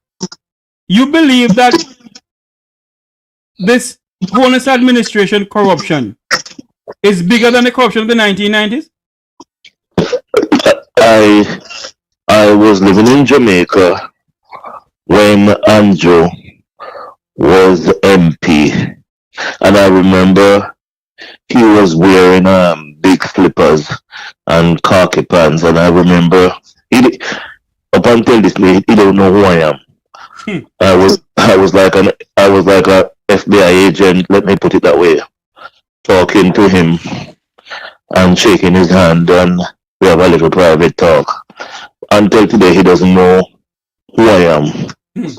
And so when I saw him today wearing Clarks and showing off and all these things, I said to myself, what a something, eh? Look where this man coming from and look how he's behaving now. Right? So when you talk about corruption, he's the kingmaker.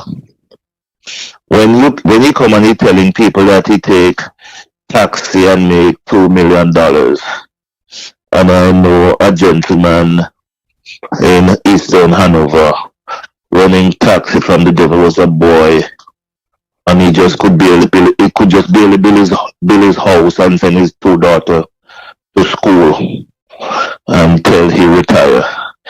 And Andrew now have the audacity. Jeffrey, I didn't learn corruption here, I didn't learn corruption in America, I know the heart of corruption. I learned the heart of corruption in Jamaica. In Jamaica, Jeffrey, there is member of parliament and the government side used to come to the airport runabout where I used to locate and work, and begging the people who I used to work for things. And today, those people are ministers of government today, right? You remember, somebody in the chat room, I don't know why Jamaicans don't do their history. Jamaicans need to go and do research. Jamaica did not get to where Jamaica is under this administration alone. No. And we must call a spade a spade. Right. You remember the former ambassador, Miss Mark, what was here in America?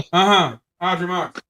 Audrey Marks, when we asked the question why them don't tell us why she was why she went back to Jamaica, they never want to tell us, But I say to them that Miss Marks, we know the reason why you went back to Jamaica, because you put your foot where you're not supposed to put your foot. right? So, and then now she go to Jamaica now and embedded with what is going on in Jamaica, right? So, if you look at the hotel development in Ocho Rios, the what you call it, the Mexican wants to buy some hotel in Ocho Rios, and one of the ministers across, yes, one of the ministers said to the hotel, the Mexican government, the Mexican private sector people, we need something, and eventually they get something. But Jeffrey, you know what I want to see happen to Jamaica? Stick up in. Do you know that there's a presidential suite at one of those hotels owned for a certain politician in this country? Well, I didn't know that far, but what I know, the Mexican, the little bird pinched me. The Mexican want the hotel to buy, and the minister tell the Mexican, hey, no, we need something. If I don't get something, then you can't get it. And if the Mexican eventually get it. But what I want to see happen, I want to see what happened to the Bahamian premier. Remember that Bahamian prisoner that is in prison now? Oh yes. When the business people from America went to Bahamas and transacted in the business, but he didn't know that there were FBI agents. There were FBI agents involved in the transaction, right? And when the Port Authority president, the lady said, "Oh, the premier would love to be on this, man. Would love to be on this," and so she invited the premier. That's how the premier get caught, you know. Yes, the right? premier. The premier get caught, and when they giving them some of the money, they told them, when you come to Miami, you will get the rest. Am I right? Am I correct? You're correct, sir. Now hang on to the backside over there. So hey, hello, listen to me. And I don't afraid. I don't say it to me. Yeah. I want them hold on pan 2 person in the parliament, is it? Let me tell you something. Somebody in the parliament on the hold on pan. The prime minister is 1. I didn't hear you. 2 main persons in the parliament on the hold on pan. The prime minister is 1. Together with his barrel vase. Let me tell you something. I noticed from ever since he doesn't travel here. He doesn't come to America. Who? But I can tell them they could born monkey and turn tiger. It is the clock is ticking. It is just you see, they don't understand the FBI and the CIA. They don't understand how these people working. They don't care which party in power in Jamaica. Right? These guys, the CIA and the FBI, they have a reputation. They have a reputation, and they fly the flag high, and they will die for their country of democracy. Okay? And I can tell them, and as you mentioned the 2 names, it is only a matter of time, only a matter of time. They're putting all the that together. Right? Jeffrey, I was in a place in Montego Bay, and a man get up and said, "Oh, this white man is his brother." I was in my 20s, and I said to myself, "Oh, this white man could be a brother on your block, and his wife." And I didn't know that the white man was was an FBI agent until when the drugs lord went to Wyndham Hotel, I think 2004, if my memory serves me right, and they had a conference a meeting at Wyndham Hotel. The JDF helicopter was flying over Wyndham and land on the Wyndham compound. And as the drug kingpin walked out of the meeting, it was the same white man that he called his brother. And the JDF, he walked right into the helicopter. You understand what I'm saying? Mm-hmm. You understand what I'm saying? So, Barrel Vaz, you notice he doesn't come to America. He doesn't come. No, he was in America at a concert at the Hard Rock Cafe the other day, man. You saw you see him or you hear? No. I saw him. He was there. He was there. Right? He was on stage giving speech.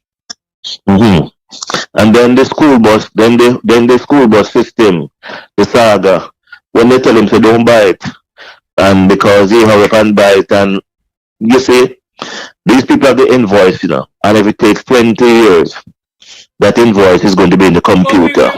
We have invoice thing, my friend. We have a lot of things on the school bus thing, you know. That's why we are telling the what's your name, Pamela Monroe Harris. Get in contact with us. We have a lot of paperwork can give you. Oh, so you're telling Pamela to get in contact with you? Yes, get in contact with us. We have a lot of paperwork on the school bus sitting. So you're doing your homework. You're doing your homework. I don't come on here to do my homework, brother. Because nobody go say me chat nonsense. No. That is why we listen to your program. You're informative and you're educated. And so when the guy was telling you that the PNP must have a bully to counteract Morgan, no, it's not the PNP must have a bully. What the PNP must do is done their homework, do the research, and say, listen to me, these are the facts. You remember when our senator went to Jamaica, Marco Rubio, right? Went to Jamaica because he was my senator, and today I still call him Senator Ruby, right? And when he told the Jamaican government certain things, and when the people said, this is what Ruby told you, that you must get rid of the Cuban doctors, right? And no, that's not his lie, not gospel, right? Today, you know, the Prime Minister is saying that he is happy he got rid of the Cuban doctor. Mr. Holness, don't talk nonsensical argument. You're not the one who got rid of the Cuban doctor. It is my senator, who is now who represent the State Department. Secretary of State. Tell you that you have to get rid of them. Because if Andrew Wallace did not get rid of them, the consequences, his visa would be taken away, Jamaica would be going down, and a lot of things would have been up like dodos, right? Like dodos. So this is like beggars have no choice. So it will be taken away from them, and they would have feel the consequences because Mr. Trump is my president, and I don't come and speak bad about my president because I take an oath to the Constitution. Okay. That's my philosophy, okay? All right, my friend. So, Jeffrey, keep up the good work. I like engaging in you, and you're on during the day too or just night? Sometimes I come on in the day. Just subscribe to the channel and hit the bell icon. You know when I go live. All right. God bless my brother. God bless you too. All the best. Well, it's been a long extended program tonight. I want to play one last video before I go. I want to say good night to you all. Access to life. I keep saying before we write off them boys, we say them done dead already. And support Mr. Holness and the commissioner in killing them with impunity.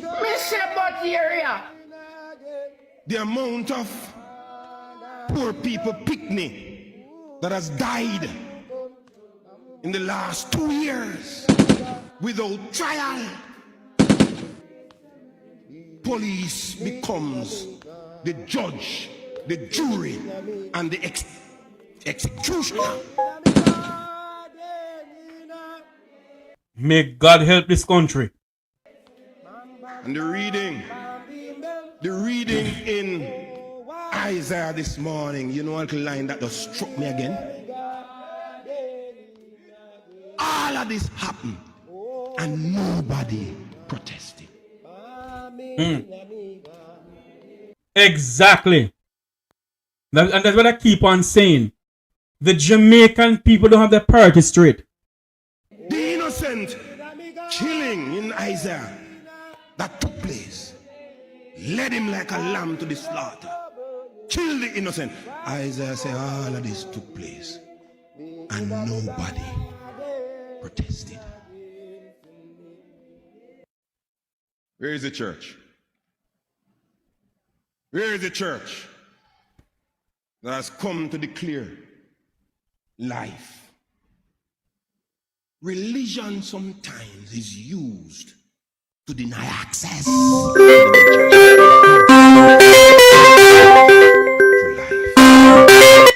Good night, Mek Wi Talk. You're live on air. Mr. Jeffrey. Yes, ma'am. The little lady come down a Westmoreland, we always a call. What, Miss Westmoreland, Wagwan? Not much. We just coming in, me just coming from Grand Parade, you know, so me just catch one little part of it.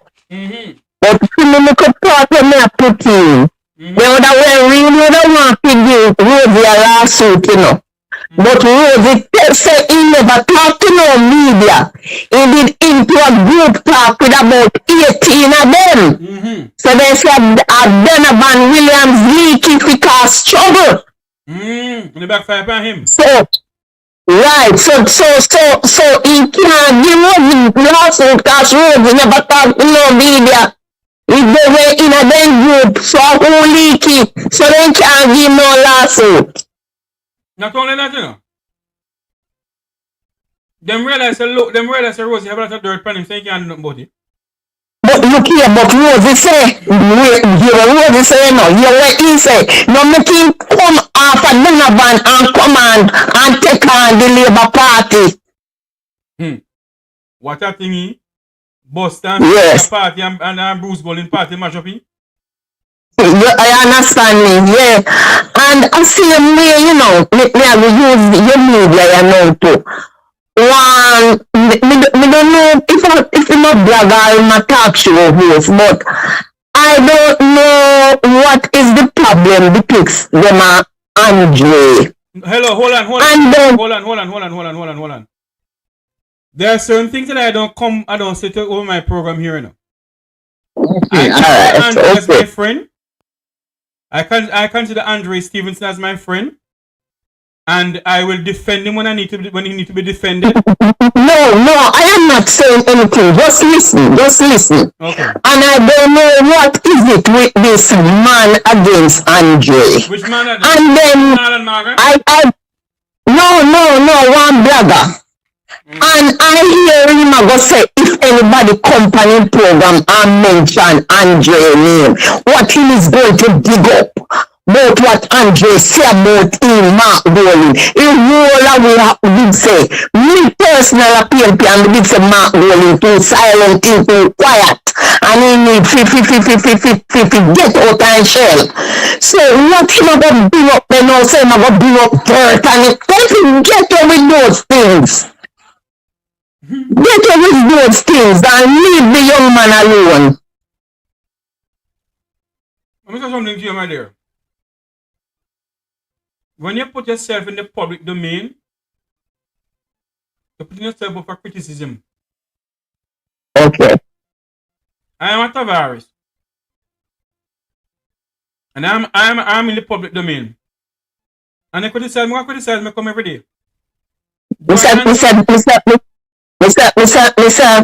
Tavares, when they want to criticize you, me love for your program, me love Andre program. Not to mention in Mystic Sensation, but for me main one is he wanna come Saturday baby. You mean your boyfriend with Rapid gun, man. Yes, man, I'm a teacher. I'm a teacher, You love the voice when you say, this is the rebel. Yes, man, I'm a teacher. We can't wait to hear him and tell him still on Saturday. In coming on Wednesday evening, you know? Wednesday evening, I'm not sure because you see when you come on to Wednesday, I'm a church there, my Bible study, and there's something there. So when you go to church, you must pray for me and him, you know. I just pray for him, Mr. I do Mr. Tavares. Oh my God. You're Christian, so me always pray for you, man. For everything when they say, what a war, oh, pray, come. And anytime I start sing the song, then Ratty can laugh off of me, you know. No man, what a war situation, what a war. Earthquake come one, your lightning and thunder, brimstone and fire, what a war. Me learn that from my mother. Alright. What a war situation, lightning and thunder, wailing. Hey! I want to read. Tell you. So today me and my son I talk about it because my son buy me one day pass figure in Grand Parade and me and him sit down there and talk about the situation in Jamaica. No, I don't drink no white rum. I drink other drinks, juice and something. No, I don't drink rum. No, but you have to take a drink of the spirit sometime. The Bible says you must take a drink of the spirit sometime, you know. Well, if we take it might put me in one different spirit because we can't drink my head spin. Oh Lord, they shopping at some tongues, rubber baba sauce, who stole the Honda? No, I'm hot color room dog. But almighty, yeah. Anyway, I gotta run down. I've been on the program from about 7 o'clock. I gotta run. Thanks very much for calling in. Alright, all the best. One more last video before I go. This wicked video here where this policeman beating this 82-year-old man. And the police high command has launched a probe into a viral social media video depicting a police officer in a physical confrontation with an elderly man in Tawspence, St. Catherine. This evening, we hear from the victim. How did the man did it up? How the code did it up? What shot him and bust it up? Right. I'll tell you nothing more. 82-year-old Kenneth Harris fights back the tears as he recounts the details of the harrowing ordeal with a police officer on Friday, which left him nursing wounds. But look at this policeman. Look at this little fly by that little pissing tail boy.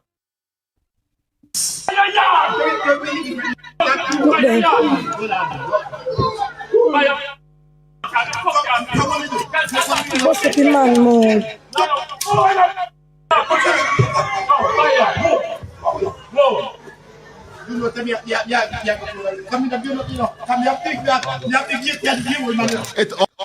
But almighty God, look here. All unfolded during a police operation in Taws Meadow, St. Catherine, sometime before midday. Me was right here at the shop, and I see the police them come. And then give him the message to give tatas. And I told them that you can't give him to give tatas. And tatas, the bad man when they say they want to then kill. So Mr. Tim said, me can't give tatas to you have to go in because you are the police. And he did so and he said, wait a second, me tell him again. And I beat you at the time, I beat you back him and start back, you know. The man tell me what I did. So when I tell him, I tell him, what me do? Me a big man, me a 82 years of age. And then the police will take him back from me, you know. When the physical assault ended, he was rushed to a medical facility to seek treatment for the injuries he sustained to his mouth and back. He told us his dentures were also broken while he was being beaten by the officer. As if struggling with the pain was not already a burden, the visit to the police station to file a report would also cause him more distress. They put me in a if I'm going to give me tell him. They ask me if me see the man, if me know him. Me say yes, if me see the police, me know him. He asked me again, how me show to our police. That's where the next one, and that the one you take a step, the next one ask me, how me show to our police. So me say, what kind of food business you ask me? And a police business, and you ask me if the man is my police. You don't understand? What them should have done? And until now, the Member of Parliament, Olivia Babsy Grange, the Prime Minister of this country, the Minister of National Insecurity and No Peace, the Commissioner of Police, the church, civil society, you don't hear nobody say anything about this. They dare not open the Cherry Garden or Beverly Hills, where the people of the Vumvava and the Vumvavine live. They dare not do that. They dare not see Andrew and his father and do him that. My God Almighty, look down from his heaven. From heaven. Then calling the troop man make me explain and show him and say, this is the man, you don't do that. The incident, which has been making rounds on social media, has sparked outrage among Jamaicans, with some demanding justice. Residents in the community are livid. They abuse them authority. Them abuse them authority. It don't matter the circumstances what you come on. If you come for Tom Jones, you're not supposed to beat old man, beat young boy, abuse children, abuse elderly people, and attack all kind of work. If I curse about it, police lock me up. So why them supposed to come and use negative word to people and all those things? Enough fear. In a release on Sunday, the JCF said the police officer involved in the incident has been placed on interdiction pending the outcome of a... What investigation? Dr. Harris Chang and Kevin Blake. What want to tell the Jamaican people for? A bunch of kuno. What investigation? What you know? So that's AI video. He should be fired from the JCF. In any modern democracy, he's sent home and pending investigation. What is going on in this country, Lord? And you don't see no Jamaicans get up. Every single Jamaican sit down. Nobody get up and do nothing. But if they go out there and see one big entertainer, they get whatever now, then take to the streets. And the party is not straight in this country. Thorough investigation by the Inspectorate and the Professional Oversight Bureau, IPROBE. It says the matter is being treated with urgency and seriousness, and that the High Command is denouncing any form of misconduct or abuse of authority by its members. Furthermore, the JCF says the actions portrayed in the video do not reflect the professional standards and core values upheld by the organization. What professional? The Jamaica Constabulary Force, ever since I know myself, has been doing this to the Jamaican people. Listen to me. Whether PNP in power or JLP in power, the JCF have been doing this to the Jamaican people. And the people who put in authority to make laws in this country does nothing about it. I am pretty much sure that make a law that any member of the JCF is being seen beating a Jamaican citizen, he's fired and he have to pay some compensation money. They wouldn't start doing this thing. Listen to me, man. We need to wake up in this country. And has committed to providing further updates as the investigation progresses. We need help. We need help in this country. Serious help. This is the end of the program, ladies and gentlemen. People, thanks for coming on. Thanks for those who make this possible. Thanks to Mario in the background, who is doing his work all the way from undisclosed location. I want to say thank you all very much for coming onto the program. Thanks to the Mek Wi Talk students. Thanks to those who come on and watch the program. Thanks to Senator Lambert Brown, Conrad O'Brien, Mystic Sensation, and all those who call in, our callers, our people in the chat room. Thank you all very much. As I said before, we are doing something new and different over in the Mek Wi Talk program, and we're looking for some volunteers. We're looking for some volunteers who want to help to move this program go forward. We're looking for some volunteers. You can call the number 954-529-8030 to speak to me. We're looking for some volunteers to help us with this program, to move this program forward. Until you hear my voice again, I am Jeffrey Tavares saying so long. May God bless you. And may God bless our island home. Jamaica land we love. Have a great night, everybody. Be good. Stay safe. Jah guide.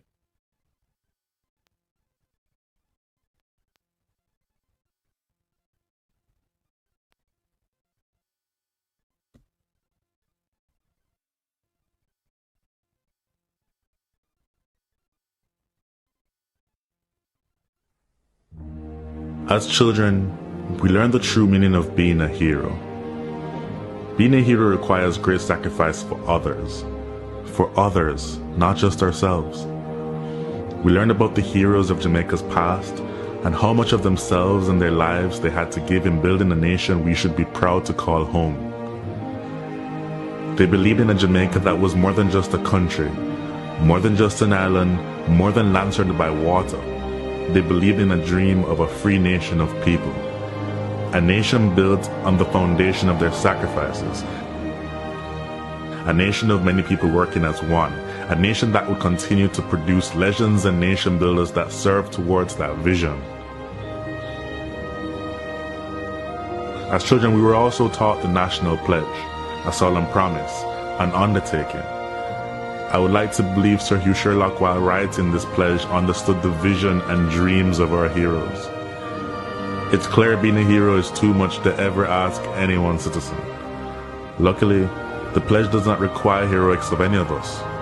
It merely asks that we honor our heroes by striving to advance our nation and ultimately inspire the world, like they and many Jamaicans have done.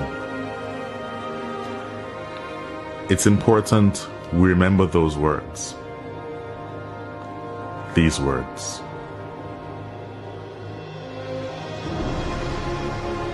Before God and all mankind, I pledge the love and loyalty of my heart, the wisdom and courage of my mind, the strength and vigor of my body in service of my fellow citizens. I promise to stand up for justice, brotherhood, and peace, to work diligently and creatively, to think generously and honestly, so that Jamaica may, under God, increase in beauty, fellowship, and prosperity, and play her part in advancing the welfare of the whole human race.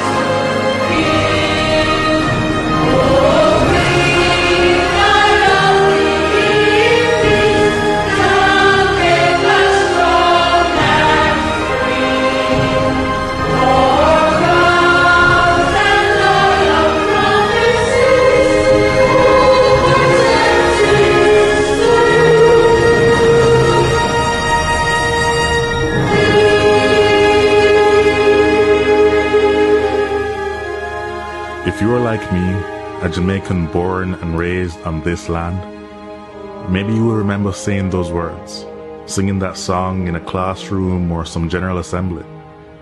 If so, like me, you made a pledge.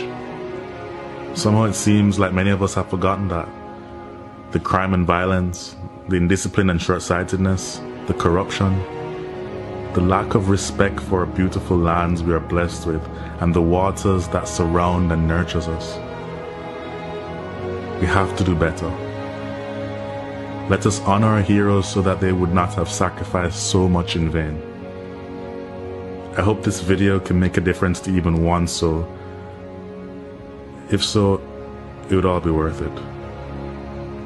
If you feel the way I do, share it. May my voice become yours. Thanks for watching.